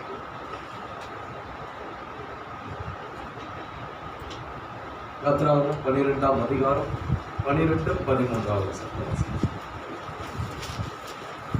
அந்த ராத்திரியிலே நான் எகிப்து தேசம் எங்கும் கடந்து போய் எகிப்து தேசத்தில் மனிதர் முதல் மிருக ஜீவன்கள் மட்டும் முதற்பேராயிருக்கிறவர்களை எல்லாம் மதம் பண்ணி எகிப்து தேவர்கள் மேல் நீதியை செலுத்துவேன். நானே கர்த்தர். நீங்கள் இருக்கும் வீடுகளில் அந்த ரத்தம் உங்களுக்காக அடையாளமாய் இருக்கும். அந்த ரத்தத்தை நான் கண்டு உங்களை கடந்து போவேன். நான் எகிப்து தேசத்தை அழிக்கும் போது அழிக்கும் வாதை உங்களுக்குள்ளே வராதிருக்கும். ஆமென். அதுக்கு நாம் பார்க்கிறோம், இந்த யாத்திராகமம் 12ஆம் அதிகாரத்தை முழுவதுமாக எல்லாருக்குமே தெரிஞ்ச ஒரு காரியம். அநேக முறை நம்ம இதை கேட்டிருக்கோம், இந்த அதிகாரத்தை வாசித்திருக்கிறோம். இந்த 12ஆம் அதிகாரத்தில் அடிக்கப்பட்ட ஒரு ஆட்டுக்குட்டியை நாம் பார்க்கிறோம். ஒரு ஆட்டுக்குட்டியானது அடிக்கப்பட்டது. மோசே அந்த ஆட்டை என்ன செய்தார் என்றால் கொண்டு வருகிறான். ஒவ்வொரு இஸ்ரவேலிடத்திலும் சொல்லுகிறான், நீங்கள் உங்களுடைய எண்ணிக்கைக்கு ஏற்றார் போல ஒரு ஆட்டுக்குட்டியை தெரிந்து கொள்ளுங்கள். உங்களுடைய வீட்டிலே 2 பேர் தான் இருப்பார்கள் என்றால் நீங்கள் பக்கத்தில் இருக்கிற யாரையாகிலும் சேர்த்துக் கொள்ளலாம். ஒரு ஆட்டுக்குட்டியை புசிக்கும் அளவுக்கு நீங்கள் அங்கே ஒன்று கூடிவிட வேண்டும். ஏனென்றால் அதை மீதி வைக்கக்கூடாது, அதை நீங்கள் உதாசீனப்படுத்தக்கூடாது, முழுவதையும் புசிக்க வேண்டும். தேவனுடைய வார்த்தையை நாம் முழுமையாக ஏற்றுக்கொள்ள வேண்டும். இதை நான் ஏற்றுக்கொள்வேன், இதை ஏற்றுக்கொள்ள மாட்டேன் என்று சொல்லக்கூடாது. அப்படி சொல்லுவோம் என்றால் அங்கே தேவன் நம்முடைய வாழ்க்கையில் கிரியை செய்ய முடியாது. எல்லா வார்த்தையும் ஏற்றுக்கொள்ள வேண்டும், முழு வார்த்தையும் ஏற்றுக்கொள்ள வேண்டும். அதுக்கு நாம் பார்க்கிறோம், மோசே அந்த ஆட்டை கொண்டு வருகிறான். அந்த ஆட்டுக்குட்டியை கொண்டு வருவதற்கு ஒரு செய்தியை அவன் கொடுக்கிறான், ஒரு மெசேஜை கொடுக்கிறான்.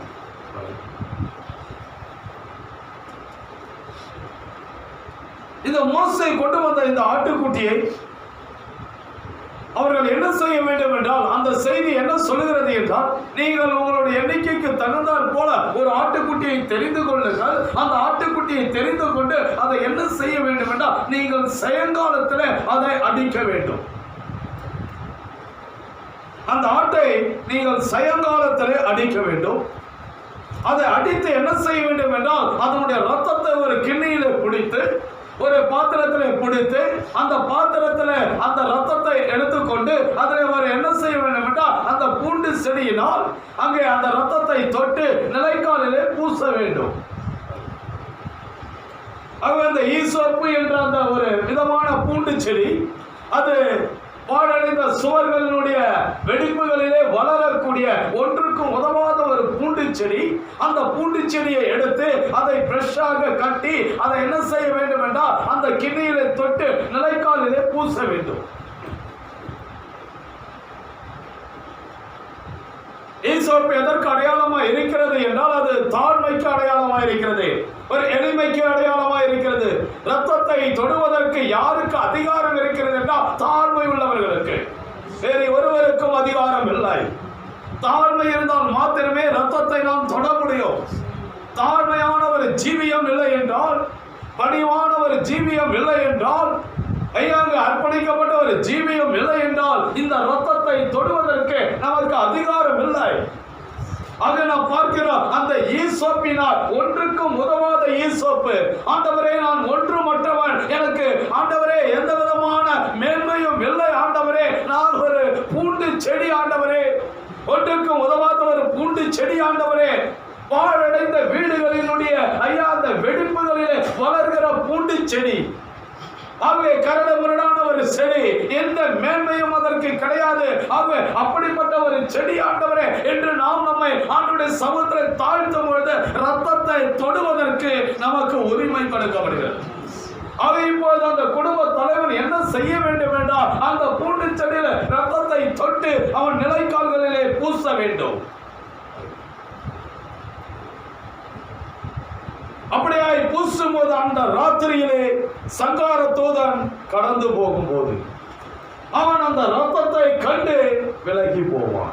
அந்த வீட்டுக்குள்ளே அவன் நுழைய மாட்டான். அப்பொழுது அவர்களுக்கு ஜீவன். ஆனால் அப்படியாய் அவன் அதை செய்யவில்லை என்றால் அந்த மோசே கொடுத்த செய்தியின்படி அந்த குடும்ப தலைவன் செய்யவில்லை என்றால் சங்கார தூதன் உள்ளே நுழைந்து விடுவான். மோசே ஒரு விசேஷித்த ஒரு செய்தியை கொடுக்கிறார். சங்கார தூதன் உள்ளே நுழையாதபடி, சங்கார தூதன் அவர்களுடைய குடும்பத்தில் துக்கத்தை கொண்டு வராதபடி, அவருடைய குடும்பத்தில் மரணத்தை கொண்டு வராதபடி, அவருடைய குடும்பத்தில் தலைச்சன் பிள்ளையை கொள்ளாதபடி, ஐயா அந்த குடும்பத்துக்கு சமாதானம், சந்தோஷம், ஜீவன் வேண்டும் என்றால் மோசே கொடுத்த செய்தியை இவர்கள் பின்பற்ற வேண்டும். அந்த செய்தியை அவர்கள் பின்பற்றும் போது அவர்களுக்கு ஜீவன் கொடுக்கப்படுகிறது, அவர்களுக்கு விடுதலை கொடுக்கப்படுகிறது. அவர்கள் வாக்குத்தத்தம் பண்ணப்பட்ட தேசத்துக்கு உள்ளே அவர்கள் செல்லலாம். ஆனால் அந்த ரத்தத்தை பூசவில்லை என்றால் அந்த வீட்டுக்குள்ளே சங்கார தூதன் சென்று விடுவான்.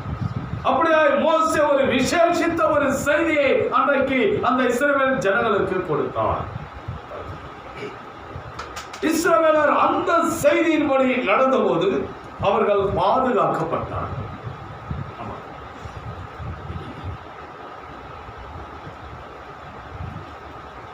ஆனால் எகிப்தியரை நாம் கவனிக்கும் போது அவர்களுடைய வீட்டிலே மரணம் வந்தது. எல்லா வீட்டிலும் மரணம். பிச்சைக்காரன் முதல் ராஜா வரை எல்லாருமே மறித்தார். எல்லா வீட்டையும் தலைச்சம் என்ன செஞ்சு போயினார். மிருகங்கள் முதல் கொண்டு பறவைகள் வரை எல்லாமே அந்த தலையீட்டில் முதற் பேரானது மறித்து போனது. ஏனென்றால் அவர்களை பாதுகாப்பதற்கு அவர்களுக்கு செய்தி இல்லை. அவர்களுக்கு ஐயாங்கே தீர்க்கதரிசி இல்லை, அவர்களுக்கு செய்தி இல்லை, தீர்க்கதரிசி இல்லை, செய்தியாளர் இல்லை, அவர்களிடத்தில் கர்த்தர் உரைப்பதாவது இல்லை. ஆகவே அவர்கள் மரித்தார்கள். அவருடைய குடும்பங்களிலே துக்கம், அவருடைய குடும்பங்களிலே கண்ணீர், அவர்களுடைய குடும்பங்களிலே ஐயாங்கே சாபம் வந்தது. ஆனால் இஸ்ரவேலருடைய வீட்டிலே சந்தோஷம் இருந்தது, அவருடைய வீட்டிலே ஜீவன் இருந்தது, அவருடைய வீட்டிலே பாதுகாப்பு இருந்தது. ஏனென்றால் அவர்களுக்கு கொடுக்கப்பட்ட செய்தியை அவர்கள் கனப்படுத்தினபடியால். இன்னைக்கு அருமையான தேவ பிள்ளைகளே, இன்றைக்கு நமக்கு கொடுக்கப்படுகிற செய்தியை நாம் கனப்படுத்துவோம் என்றால், அந்த செய்தியின்படி நாம் ஜீவிப்போம் என்றால் நம்முடைய வீட்டிலே சமாதானம் இருக்கும், நம்முடைய வீட்டிலே சந்தோஷம் இருக்கும், நம்முடைய வீட்டிலே ஜீவன் இருக்கும். ஆனால் செய்தியை நாம் கனப்படுத்தவில்லை என்றால் மரணம். மரணம் என்றால் நித்திய பிரிவினை. நித்திய பிரிவினை என்றால் நாம் தேவனை விட்டு நீங்கிவிடும். தேவனோடு ஐக்கியமாக இருப்பதே ஜீவன். அதனால் பார்க்கிறோம், ஜீவன் எப்படி வருகிறது என்றால் அந்த பஸ்காவினால், அந்த ராப்போஜனத்தினால், சாயங்காலத்தில் அடிக்கப்பட்ட அந்த ஆட்டுக்குட்டியினால் இஸ்ரவேலுடைய குடும்பத்திலே ஜீவன் வந்தது. ஜீவன் பாதுகாக்கப்பட்டது. அந்த ஜீவனை சங்கார தூதனால் எடுக்க முடியவில்லை. அப்படியா இன்னைக்கு அருமையான சகோதரி சகோதரியே, நம்முடைய குடும்பங்களில் ஜீவன் இருக்க வேண்டும் என்றால், நித்திய ஜீவன் இருக்க வேண்டும் என்றால், நமக்கு கொடுக்கப்பட்ட ஆட்டுக்குட்டியை நாம் மதிக்க வேண்டும். அந்த ஆட்டுக்குட்டியினுடைய செய்தியை நாம் ஏற்றுக்கொள்ள வேண்டும். ஆக இப்படியாய் மோசேயினுடைய நாட்களில் ஒரு மகத்தான சம்பவம் நடந்தது. அந்த சம்பவத்தின் மூலமா, இந்த செய்தியின் மூலமா இஸ்ரவேல் ஜனங்கள் கானானுக்கு நடத்தப்பட்டார்கள். அந்த சம்பவத்தினாலதான் அவங்க கானானுக்கு நடத்தப்பட்டார்கள். அதுதான் அவர்களுக்கு விடுதலையை கொடுத்தது, வேற எதுவுமே. 9 வாதைகள் வந்தது, அது அவங்களுக்கு விடுதலை கொடுக்கல. ஆட்டுக்குட்டியினுடைய ரத்தத்தின் கீழ் தான் அவர்கள் விடுதலையானார்கள். மற்ற 9 வாதைகளின் மூலமாகவும் அவர்களுக்கு இருதயம் கடினப்பட்டது. எகிப்தியருடைய இருதயம் கடினப்பட்டது, பார்வோனுடைய இருதயம் கடினப்பட்டது. அவர்களுக்கு விடுதலை இல்லை. ஆனால் இந்த ஆட்டுக்குட்டியின் ரத்தத்தின் கீழ் அவர்களுக்கு விடுதலை. மோசே இப்படியாய் ஒரு செய்தியை அங்கே கொண்டு வந்தான். இப்படியாய் ஒரு ஆட்டுக்குட்டியை இஸ்ரவேலருக்கு அறிமுகப்படுத்தினார். 3 வயது பழுதட்ட ஆட்டுக்குட்டி, எந்த பொழுதும் இருக்கிறார், சுத்தமான ஒரு மிருகமா. கால் நொண்டி, கையை நொண்டி, மூக்கு போன அப்படியெல்லாம் இருக்கக்கூடாது. சுத்தமா இருக்கும், எந்த பொழுதும் இருக்கக்கூடாது.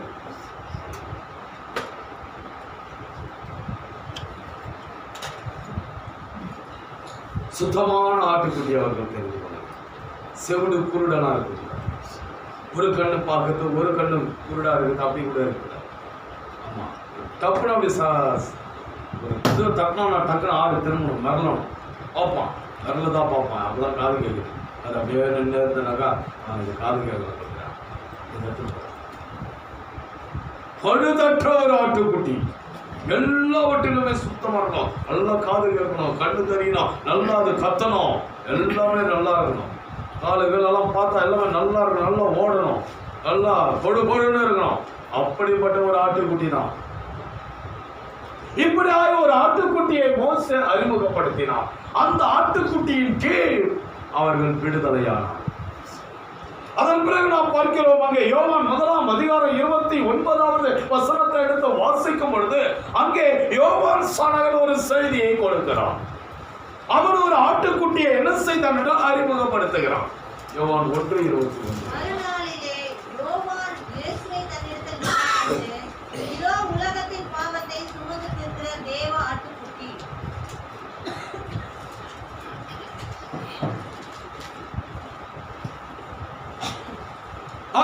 பார்க்கிறோம், யோவான் என்ன செய்தான் என்றால், அந்த யோவான் ஸ்நானகன் ஒரு ஆட்டுக்குட்டியை அறிமுகப்படுத்தினான்.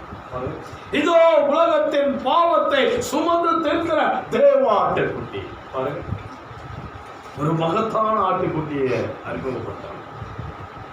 அன்றைக்கு மோசே ஒரு ஆட்டுக்குட்டியை அறிமுகப்படுத்தினான். இஸ்ரவேல் ஜனங்களே, யாக்கோபின் சந்ததியே, ஆபிரகாம், ஈசாக்கு, யாக்கோபினுடைய புத்திரர்களே, உங்களுக்கு விடுதலை கொடுக்க போகிற ஆட்டுக்குட்டி இதுதான். இப்படியாக ஒரு ஆட்டுக்குட்டியை தெரிந்து கொள்ளுங்கள். அந்த ஆட்டுக்குட்டியினுடைய ரத்தத்தின் கீழே உங்களுக்கு விடுதலை, அந்த ரத்தம் உங்களை பாதுகாக்கும். ஆகவே அவர்கள் அதை ஏற்றுக்கொண்ட பொழுது அவர்களுக்கு விடுதலை. இப்பொழுது யோவான் சாணகன் காண்பித்த அந்த ஆட்டுக்குட்டி என்னவென்றால், அவன் சொல்கிறான், உலகத்தின் பாவத்தை சுமந்து தீர்க்கிறார் தேவ ஆட்டுக்குட்டி. இது மாம்ச பிரகாரமான ஆட்டுக்குட்டி அல்ல, உலகத்தின் பாவத்தை சுமந்து தீர்க்கிற தேவ ஆட்டுக்குட்டி. கல்லாவடம் இல்லாத ஒரு ஆட்டுக்குட்டி, பழுதொன்றும் இல்லாத ஒரு ஆட்டுக்குட்டி, பூரண அழகுள்ள ஒரு ஆட்டுக்குட்டி. ஐயா அங்கே இயற்கைக்கு மேம்பட்ட ஒரு சிறந்த வேலைப்பாடாகிய ஆட்டுக்குட்டி, பழுதற்ற ஒரு ஆட்டுக்குட்டி. இதோ இந்த ஆட்டுக்குட்டி உலகத்தினுடைய பாவத்தை சுமந்து தீர்க்கக்கூடிய ஆட்டுக்குட்டி. அவன் உலகத்துக்கு அறிமுகப்படுத்துகிறான், அந்த ஜனங்களுக்கு அறிமுகப்படுத்துகிறான். அதன் பிறகு நாம் பார்க்கிறோம் வெளிப்படுத்தின விசேஷம் 5ஆம் அதிகாரம் 6வது வசனத்துல ஒரு ஆட்டுக்குட்டி அறிமுகப்படுத்தப்படுகிறது. இதோ அடிக்கப்பட்ட வண்ணமாய் இருக்கிற ஒரு ஆட்டுக்குட்டி சிங்காசனத்திற்கும் 4 ஜீவன்களுக்கும் மூப்பர்களுக்கும் மத்தியிலே நிற்க. ஆகவே நாம் இங்க என்ன காண்கிறோம் என்றால் அடிக்கப்பட்ட வண்ணமாய் இருக்கிற ஒரு ஆட்டுக்குட்டி, அடிக்கப்பட்ட ஆட்டுக்குட்டி. அங்கே எகிப்திலே ஒரு அடிக்கப்பட்ட ஆட்டுக்குட்டி. அதன் பிறகு பார்க்கிறோம் உலகத்தின் பாவத்தை சுமந்திருக்கிற அடிக்கப்பட்ட ஒரு ஆட்டுக்குட்டி இயேசு கிறிஸ்து. அதன் பிறகு நாம் பார்க்கிறோம் வெளிப்படுத்துற விசேஷம் 5ஆம் அதிகாரம் 6வது வசனத்துல ஒரு ஆட்டுக்குட்டி. அதை எப்படி பார்க்கிறோம் என்றால் அடிக்கப்பட்ட வண்ணமாய் இருக்கிற ஆட்டுக்குட்டி, அதுவும் அடிக்கப்பட்டு இருக்கிறது, அதுவும் அங்கே ரத்தத்தோடு இருக்கிறது, அதுவும் அங்கே ரத்தம் தோய்ந்த ஒரு ஆட்டுக்குட்டியாக இருக்கிறது. இதை அறிமுகப்படுத்துவது யார் என்றால் நம்முடைய அருமையான தீர்க்கதரிசி வில்லியம் மரியன் பிரான்காம்.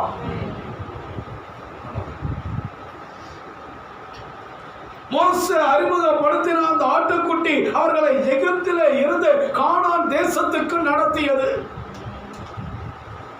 இந்த ஆட்டுக்குட்டியை நீங்கள் அங்கே ஏற்றுக்கொள்வீர்கள் என்றால், இந்த ஆட்டுக்குட்டியை நீங்கள் இப்படியாய் அதை நீங்கள் புசிப்பீர்கள் என்றால், அதை நீங்கள் வீணாக்காமல், அதை நீங்கள் உதாசீனப்படுத்தாமல் பயபக்தியோடு கால்களிலே பாதரட்சி அணிந்து கொண்டு கையிலே தடி பிடித்துக் கொண்டு ஆயத்தத்தோடு நீங்கள் பயபக்தியோடு அதை புசிப்பீர்கள் என்றால் உங்களுக்கு விடுதலை, உங்களுக்கு ஜீவன் என்று ஒரு செய்தி கொடுக்கப்பட்டது. அது கொடுக்கப்பட்ட விதமாக அவர்கள் அதை கடைபிடித்த பொழுது, அதை ஏற்றுக்கொண்ட பொழுது அவர்களுக்கு விடுதலை, ஜீவன். அது அவர்களை கானானுக்கு நடத்தியது. யோவான் சாணகன் அறிமுகப்படுத்தின ஆட்டுக்குட்டி அவர்களை என்ன செய்தது என்றால் அங்கே நியாய பிரமாணத்தில் இருந்து அவர்களை அங்கே பரிசுத்த ஆவிக்குள் நடத்தியது. இதோ உலகத்தின் பாவத்தை சுமந்து தீர்க்கிற தேவ ஆட்டுக்குட்டி என்று யோவான் சாணகன் இந்த ஆட்டுக்குட்டியை அறிமுகப்படுத்தினார். இந்த ஆட்டுக்குட்டியை யாரெல்லாம் ஏற்றுக்கொண்டார்களோ, இந்த ஆட்டுக்குட்டி ரத்தத்தின் கீழே யாரெல்லாம் வந்தார்களோ, இவர் சொன்ன செய்தியை, இவருடைய உபதேசத்தை யாரெல்லாம் ஏற்றுக்கொண்டு அவருடைய மாம்சத்தை புசித்து அவருடைய ரத்தத்தை பானம் பண்ணினார்களோ அவர்களுக்கு எல்லாமே பரிசுத்த ஆவி கொடுக்கப்பட்டது. அவர்கள் பரிசுத்த ஆவிக்குள்ளே வந்தார்கள். வாக்குத்தத்தம் பண்ணப்பட்ட ஆவிக்குரிய தேசத்துக்கு உள்ளே வந்தார்கள். அவரை ஏற்றுக்கொண்டவர்கள், மோசே கொண்டு வந்த ஆட்டுக்குட்டியை ஏற்றுக்கொண்டவர்கள் அங்கே ஒரு தேசத்துக்குள்ளே வந்தார்கள். கானான் என்ற ஒரு தேசத்துக்குள்ளே, நிலத்துக்கு உள்ளே வந்தார்கள். வாக்குத்தத்தம் பண்ணப்பட்ட ஒரு தேசத்துக்கு உள்ளே வந்தார்கள், ஒரு லேண்டுக்குள்ளே வந்தார்கள். இந்த ஆட்டுக்குட்டியை ஏற்றுக்கொண்டவர்கள் அவர்கள் அங்கே வாக்கு தத்தம் பண்ணப்பட்ட பரிசுத்த ஆவிக்கு உள்ளே வந்தார்கள்.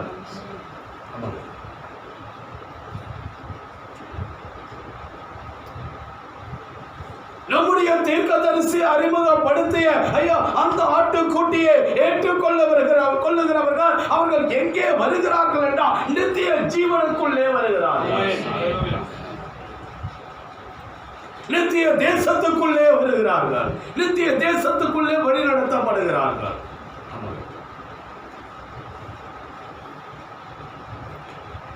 மூன்றாவது யாத்திரை என்ற ஒரு செய்தி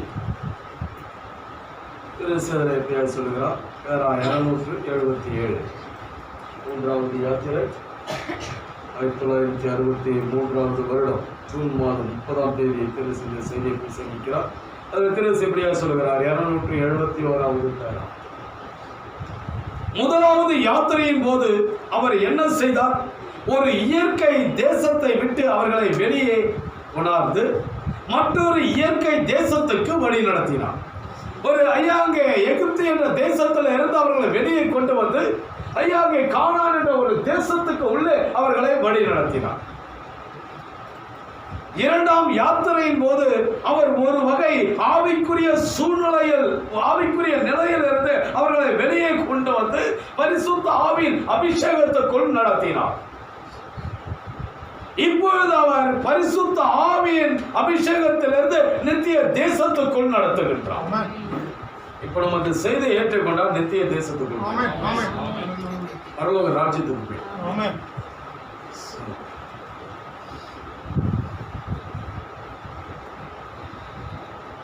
இந்த கடைசி காலத்தில் மூன்றும் நடக்கிறது. ஆக இந்த காலத்தின் செய்திக்கு உள்ளே வருவது பாதுகாப்பு, பரிசுத்த ஆவியினுடைய அபிஷேகம், நித்திய ஜீவன். மகத்தான ஒரு காலம். அதில் பார்க்கிற அருமையான தேவ பிள்ளைகளே, யாத்திராகமம் 12ஆம் அதிகாரத்தில் சிந்தப்பட்ட ரத்தம் என்ன செய்தது என்றால், ஐயாவே பாவத்தை மூடியது. அந்த ஜனங்களுடைய பாவத்தை அது மூடியது. பாவத்தை எடுத்து போடவில்லை. மிருகத்தின் ரத்தம், அந்த ஆட்டுக்குட்டியுடைய ரத்தம் என்ன செய்தது என்றால் அவர்களை பரிசுத்தப்படுத்தவில்லை, அவருடைய பாவத்தை மூடி போட்டு மூடியது.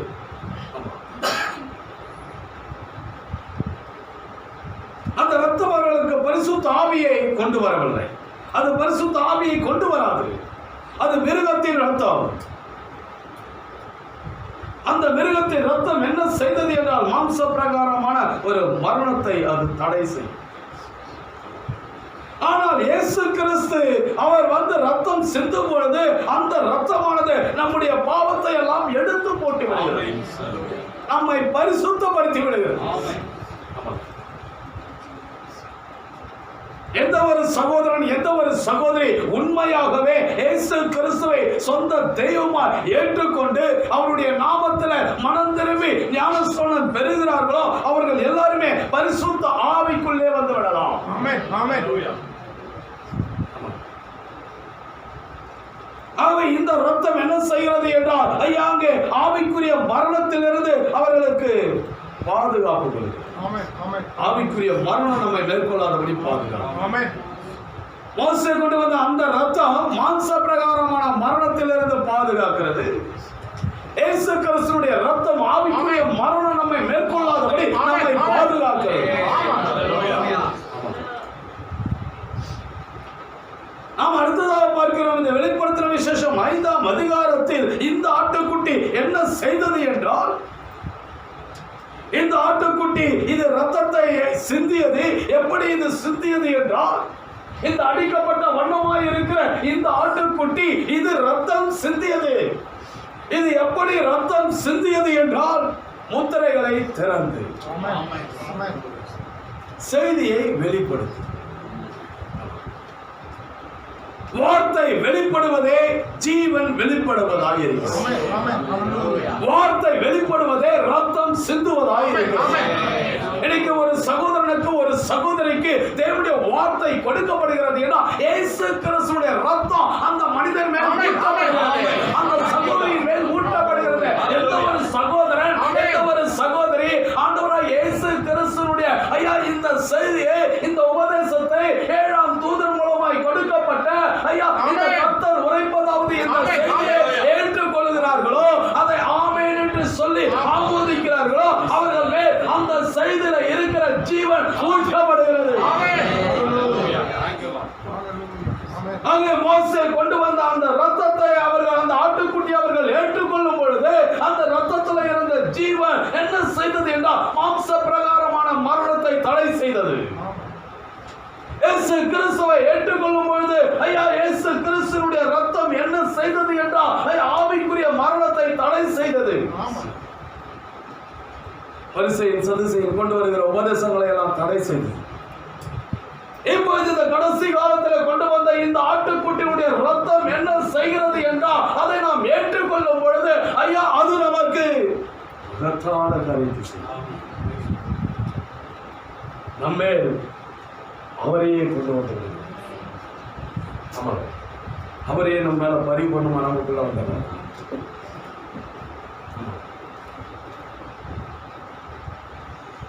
ஏனென்றால் ரத்தத்தில் ஜீவன் இருக்கிறது, இந்த வார்த்தையில் ஜீவன் இருக்கிறது.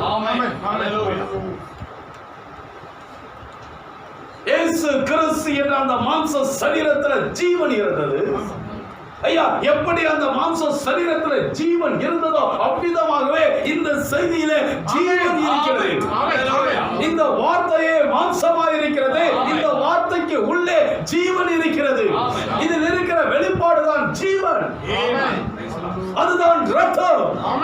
இன்னைக்கு நாம் இந்த செய்தியை ஏற்றுக்கொள்வோம் என்றால், இந்த செய்தியை கனப்படுத்துவோம் என்றால், இந்த செய்திக்காக நம்முடைய ஜீவனையும் கொடுப்போம் என்றால், ஐயா, நாம் ஒரு நாளும் மறிப்பது இல்லை.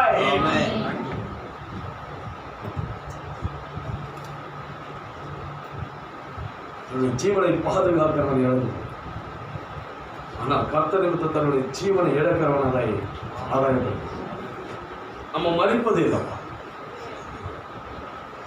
இந்த வார்த்தையில் இருக்கிற ஜீவன் என்ன செய்கிறது என்றால், நம்மை ராஜாக்களும் ஆசாரியர்களும் ஆக்கி விடுகிறது. நம்மை நித்தியத்துக்கு கொண்டு சென்று விடுகிறது. இன்னைக்கு அருமையான சகோதரி செய்தியை நாம் எவ்வளவு கணக்கு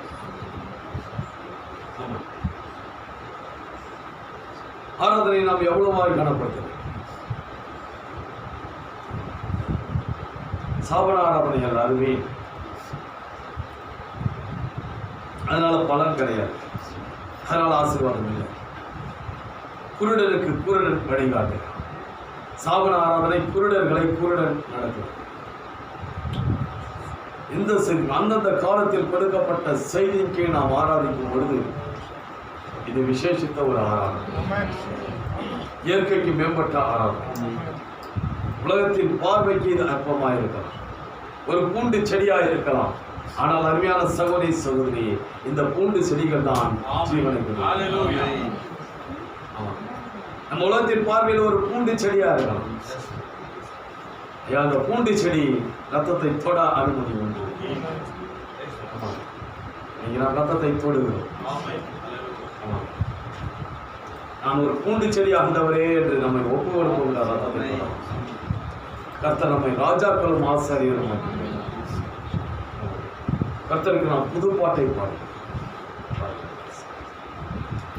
பார்க்கிற மோசே, அவன் கொண்டு வந்த செய்தியை ஏற்றுக்கொள்ளாதவர்கள் மரணத்தை சந்தித்தார்கள். மோசே செய்தியை ஏற்றுக்கொள்ளாதவர்கள் இயேசுவை புறக்கணித்தவர்கள் எல்லாருமே மரித்து போனார்கள். தீத்துவராயன் வந்து எல்லாரையும் அழிச்சு. அதே போல இந்த ஆட்டுக்குட்டியை, இந்த 7 முத்திரைகளை புறக்கணித்தால் நம்மே கம்யூனிஸ்ட்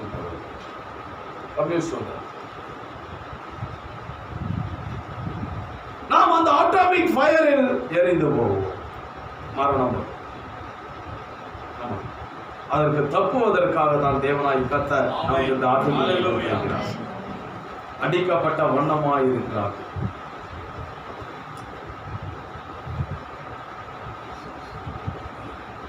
அந்த முத்திரைகளை வாங்கி நமக்கு வெளிப்படுத்தி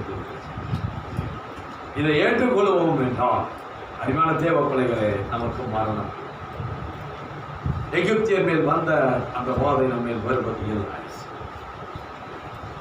நாம் உறுதியாக இருந்தால், தடுமாற்றம் இல்லாமல் நாம் கொடுக்கிற வாக்குறுதி, நாம் கொடுக்கிற பொருத்தனை, நாம் கொடுக்கிற அந்த வாயின் வார்த்தையில் அறிக்கையில் உத்தமமாய் இருப்போம் என்றால் நம்மை கர்த்தர் பாதுகாப்பார்.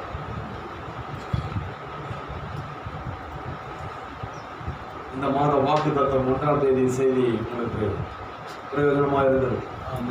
ஆகவே அந்த அறிக்கை தான், அந்த பொருத்தனை தான். அந்த பொருத்தனை நாம் காத்துக்கொண்டால் நம்ம மரணம் வருவது இல்லை. இந்த மாதம் நமக்கு ஆசீர்வாதமா இருக்க வேண்டும் என்றால் நம்ம பொருத்தனையில உறுதியா இருக்கணும், வார்த்தையில் உறுதியா இருக்கணும், அறிக்கையில் உறுதியா இருக்கணும். அப்படி இருந்தால் நம்ம ஆண்டவர் ஆசீர்வாதம். பொருத்தனையை மீறுவோம் என்றால் கர்த்தர் மரணத்தை அனுப்புகிறார். ஆகவே அங்கே சாபம் வந்துவிடுகிறது. ஆகவே அருமையான தேவ பிள்ளைகளே, நம்முடைய வாயின் வார்த்தை குறித்து மிக கவனமாக இருக்கிறது. ஒரு கணவன் மனைவி, அங்கே ஒரு வாலிபனும் வாலிப ஸ்திரியும் கொடுக்கிற வாக்குறுதி அவர்களை கணவன் மனைவியாக மாற்றுகிறது என்றால், தேவனிடத்தில் நாம் கொடுக்கிற பொருத்தனை எவ்வளவு கவனமாக. அருமையான சோதரி, அன்றைக்கு ஆட்டுக்குட்டியில் இருந்த ஜீவன் ரத்தமாய் அவர்கள் மேல் வந்தது. இயேசுவின் நாட்களில் இயேசு கிறிஸ்துவில் இருந்த ஜீவன் பரிசுத்த ஆவியாய் அவர்கள் மேல் வந்தது. இன்றைக்கு ஆட்டுக்குட்டியானவருக்குள் இருந்த ஜீவன் பரிபூரண வார்த்தையாய் நாம் மேல் ஊற்றப்பட்டது. இந்த வார்த்தையை நாம் கணப்படுத்துவோம், ஏற்றுக்கொள்வோம் என்றால் நமக்கு பாதுகாப்பு. ஆமா, அவனை கருமையான சகோதரி சொல்லுங்க. ஆகவேதான் அவர் அடிக்கப்பட்ட வண்ணமாய் இருக்கிற ஆட்டுக்குட்டியாக சிங்காசனத்தில் இருந்தவருடைய வலது கரத்தில் இருந்த புத்தகத்தை மாறி இல்லாட்டி அவர் அப்படியே சென்ட்லா போயிட்டு கிரீடத்தை போட்டு வாங்கியிருப்பார். ஆனால் அங்கே அடிக்கப்பட்ட வண்ணமாய் அவர் அங்கே சொல்லப்படுகிறார். ஆகவே அங்கே ஒரு அடையாளம் காண்பிக்கப்படுது. யோவான் பார்க்கிறான், என்ன ஒரு ஆட்டுக்குட்டி வருது, அங்கு ஒரு அடையாளமாக காண்பிக்கப்படும். ஏனென்றால் தேவன் எல்லாரும் பற்றியும் ஒரு அடையாளமாக இன்னைக்கு அருமையான சகோதரி சகோதரி, இதுல இருக்கிற ஜீவன் நம்ம மேல் வர வேண்டும் என்றால் நம்முடைய ஜீவனை காற்றிலும் மேலாக நேசிக்கிறோம். இதுக்காக உறுதியாக நிற்க வேண்டும். நம்முடைய வாழ்க்கையில் ஆண்டவருக்கு முதலிடம் கொடுக்க வேண்டும். நாம் அவரை பெற்றுக்கொள்ள வேண்டும். அப்படி பெற்றுக்கொள்ள வேண்டாம் அடையாளம் என்ற செய்தியை தீர்க்கதரிசி சொன்னது போல, ஐயா நாம் மற்றவர்கள் மேல் அடையாளம் ராகாபை போல நாம் ஜீவிக்கிறோம். அவள் எப்படி தன்னுடைய குடும்பத்தை ரட்சிப்புக்குள்ளே கொண்டு வந்தாலும் அது போல நாம் ரட்சிப்புக்குள்ளே கொண்டு வரலாம். எப்படியா அந்த சிறைச்சாலை அதிகாரி தன்னுடைய குடும்பத்தை ரட்சிப்புக்குள்ளே கொண்டு வந்தாலும் அது போல நாம் கொண்டு வரலாம். எப்படியா நீதியால் தன்னுடைய குடும்பத்தை ரட்சிப்புக்குள்ளே கொண்டு வந்தாலும் அது போல நாம் கொண்டு வரலாம். எப்படியாய் கொர்நேலி தன்னுடைய குடும்பத்தை ஜனத்தை ரட்சிப்புகளை கொண்டு வந்தால் அது போல நாம் கொண்டு வரலாம். நாம் அடையாளத்தை ஆகவே அதற்காக நாம் பிரயாசப்பட வேண்டும். நாம் துன்பம் செய்வோம். நாம் துன்பம் செய்வோம்.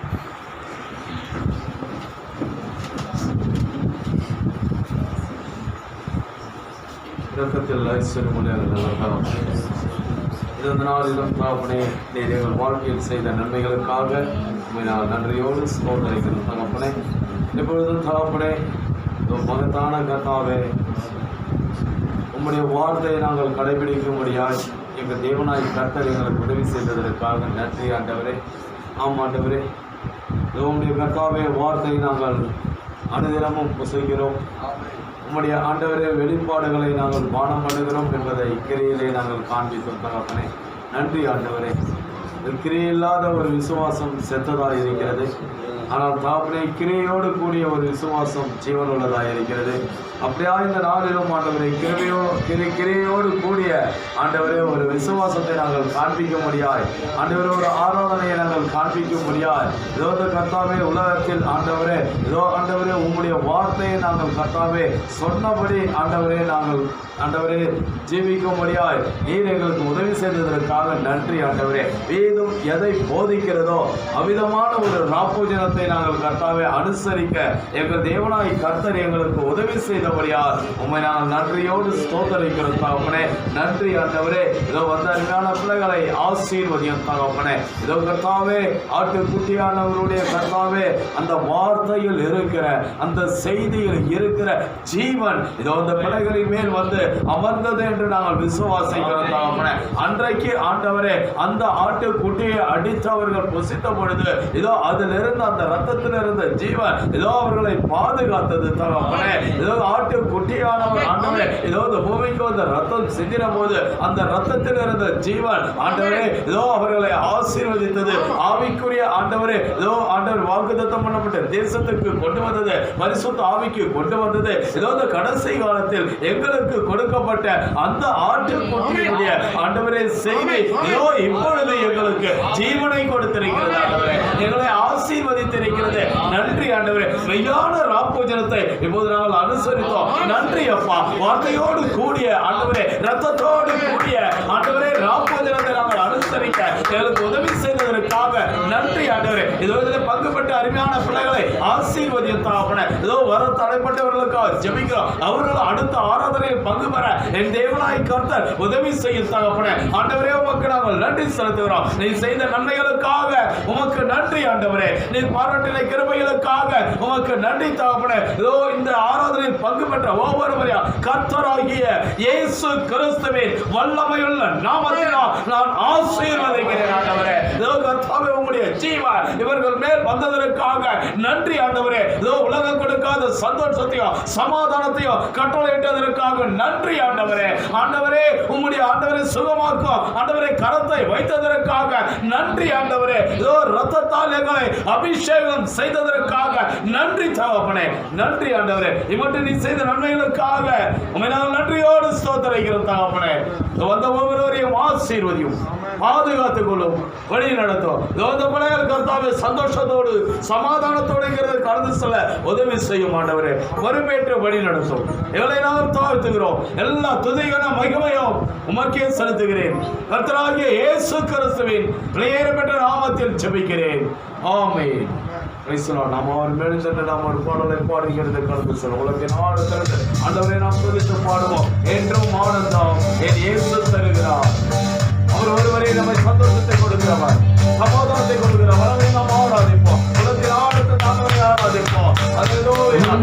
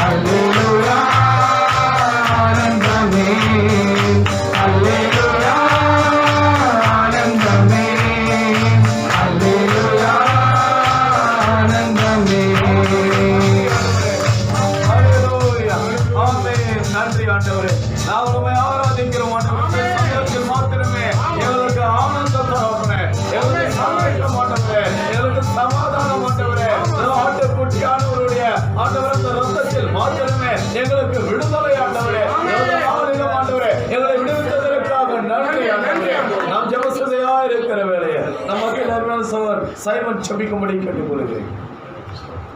ஹல்லேலூயா. இரக்கத்தில் ஐஸ்வர்யம் உள்ள தேவனே, ஆண்டவரே, இந்த நாளில் முழுவதும் கத்தாவே சமூகத்தில் ஆண்டவரே நான் நிலைத்திருக்க முடியாது நீ செலுத்திருக்கிறோம். ஆமாண்டவரே, யாருக்கும் கிடைக்காத ஒரு சிலாக்கி ஆண்டவரே, இந்த உலகம் ஆண்ட ஆண்டவரே, ஆமாண்டவரே இப்படி போய்கொண்டிருக்கும் இருந்திருக்கிற கத்தாவே இந்த ஆண்டவரே கிருவியாக எங்களை தெரிந்து கொண்ட ஆண்டவரே, நாடுகளை சத்திட்டு ஆண்டவரே, ஆமாண்டவரே வலதுபுறம் இடதுபுறம் சாயாதபடி ஆண்டவரே எங்களை மட்டமாக வேண்டிய கிருவிக்காக நன்றி செலுத்துகிறோம். இந்த ஆண்டவரே நாளோட கத்தாவே கேட்ட வார்த்தைக்காக நன்றி செலுத்துகிறோம் கத்தாவே. இந்த ஆண்டவரே இந்த மாதம் முதல் ஆண்டவரே நாம் கேட்ட வார்த்தைப்படி ஆண்டவரே நல்ல ஒரு தீர்மானம் ஆண்டவரே நாங்கள் செய்ய உதவி செய்யும் கத்தாவே. ஆமாண்டவரே அந்த காரியங்களாலே நாங்கள் மீறாதபடி ஆண்டவரே, ஆமாண்டவரே உண்மையுத்தமாக எவ்வளோ உதவி செய்யும் கத்தாவே. ஆண்டவரே காலத்தை பார்க்கும்போது ஆண்டவரே காலம் இல்லை ஆண்டவரே, மிகவும் ஆண்டவரே குறுகிட்டு கத்தாவே. ஆண்டவரே உங்கள் கிருபையின் நாட்கள் நாங்கள் ஓடிக்கொண்டு கத்தாவே காலத்தை புரோஜனப்பட்ட உதவி செய்யும் கத்தாவே. வார்த்தையை கேட்டபடி ஆண்டவரே, ஆமாண்டவரே அதிக மணி நேரத்தை ஆண்டவரே உங்களுக்கான கொடுக்க உதவி செய்யும் கத்தாவே. இந்த ஆண்டவரே ஒரு மணி நேரம் தான் அந்த வீட்டிலிருந்து ஜெபிக்க கொடுக்கக்கூடாதா என்று ஆண்டவரே இந்த சிஷியர்களை பார்த்து கேட்டீங்க ஆண்டவரே.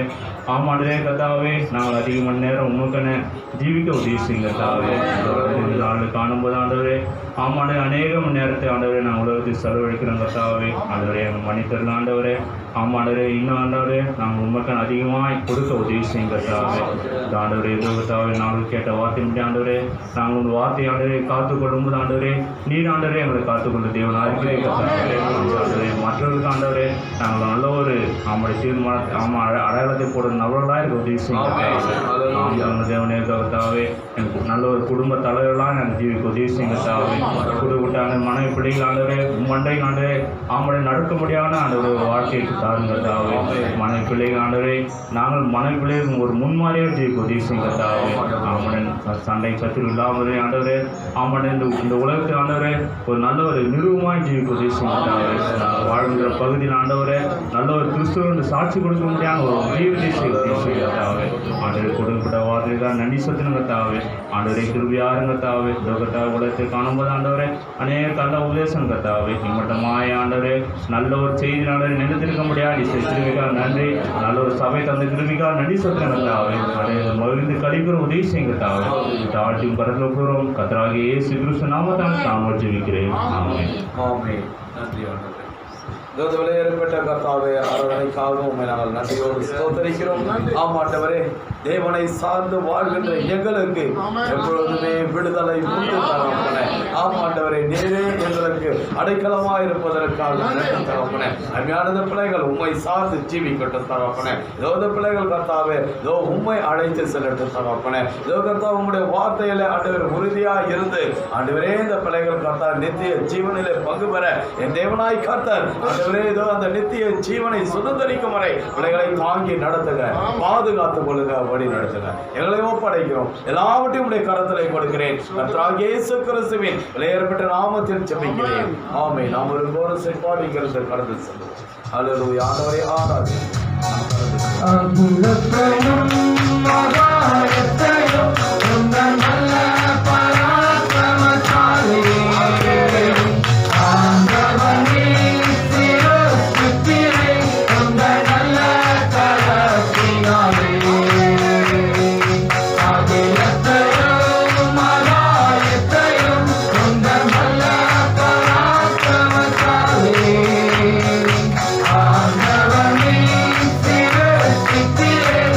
Thank you.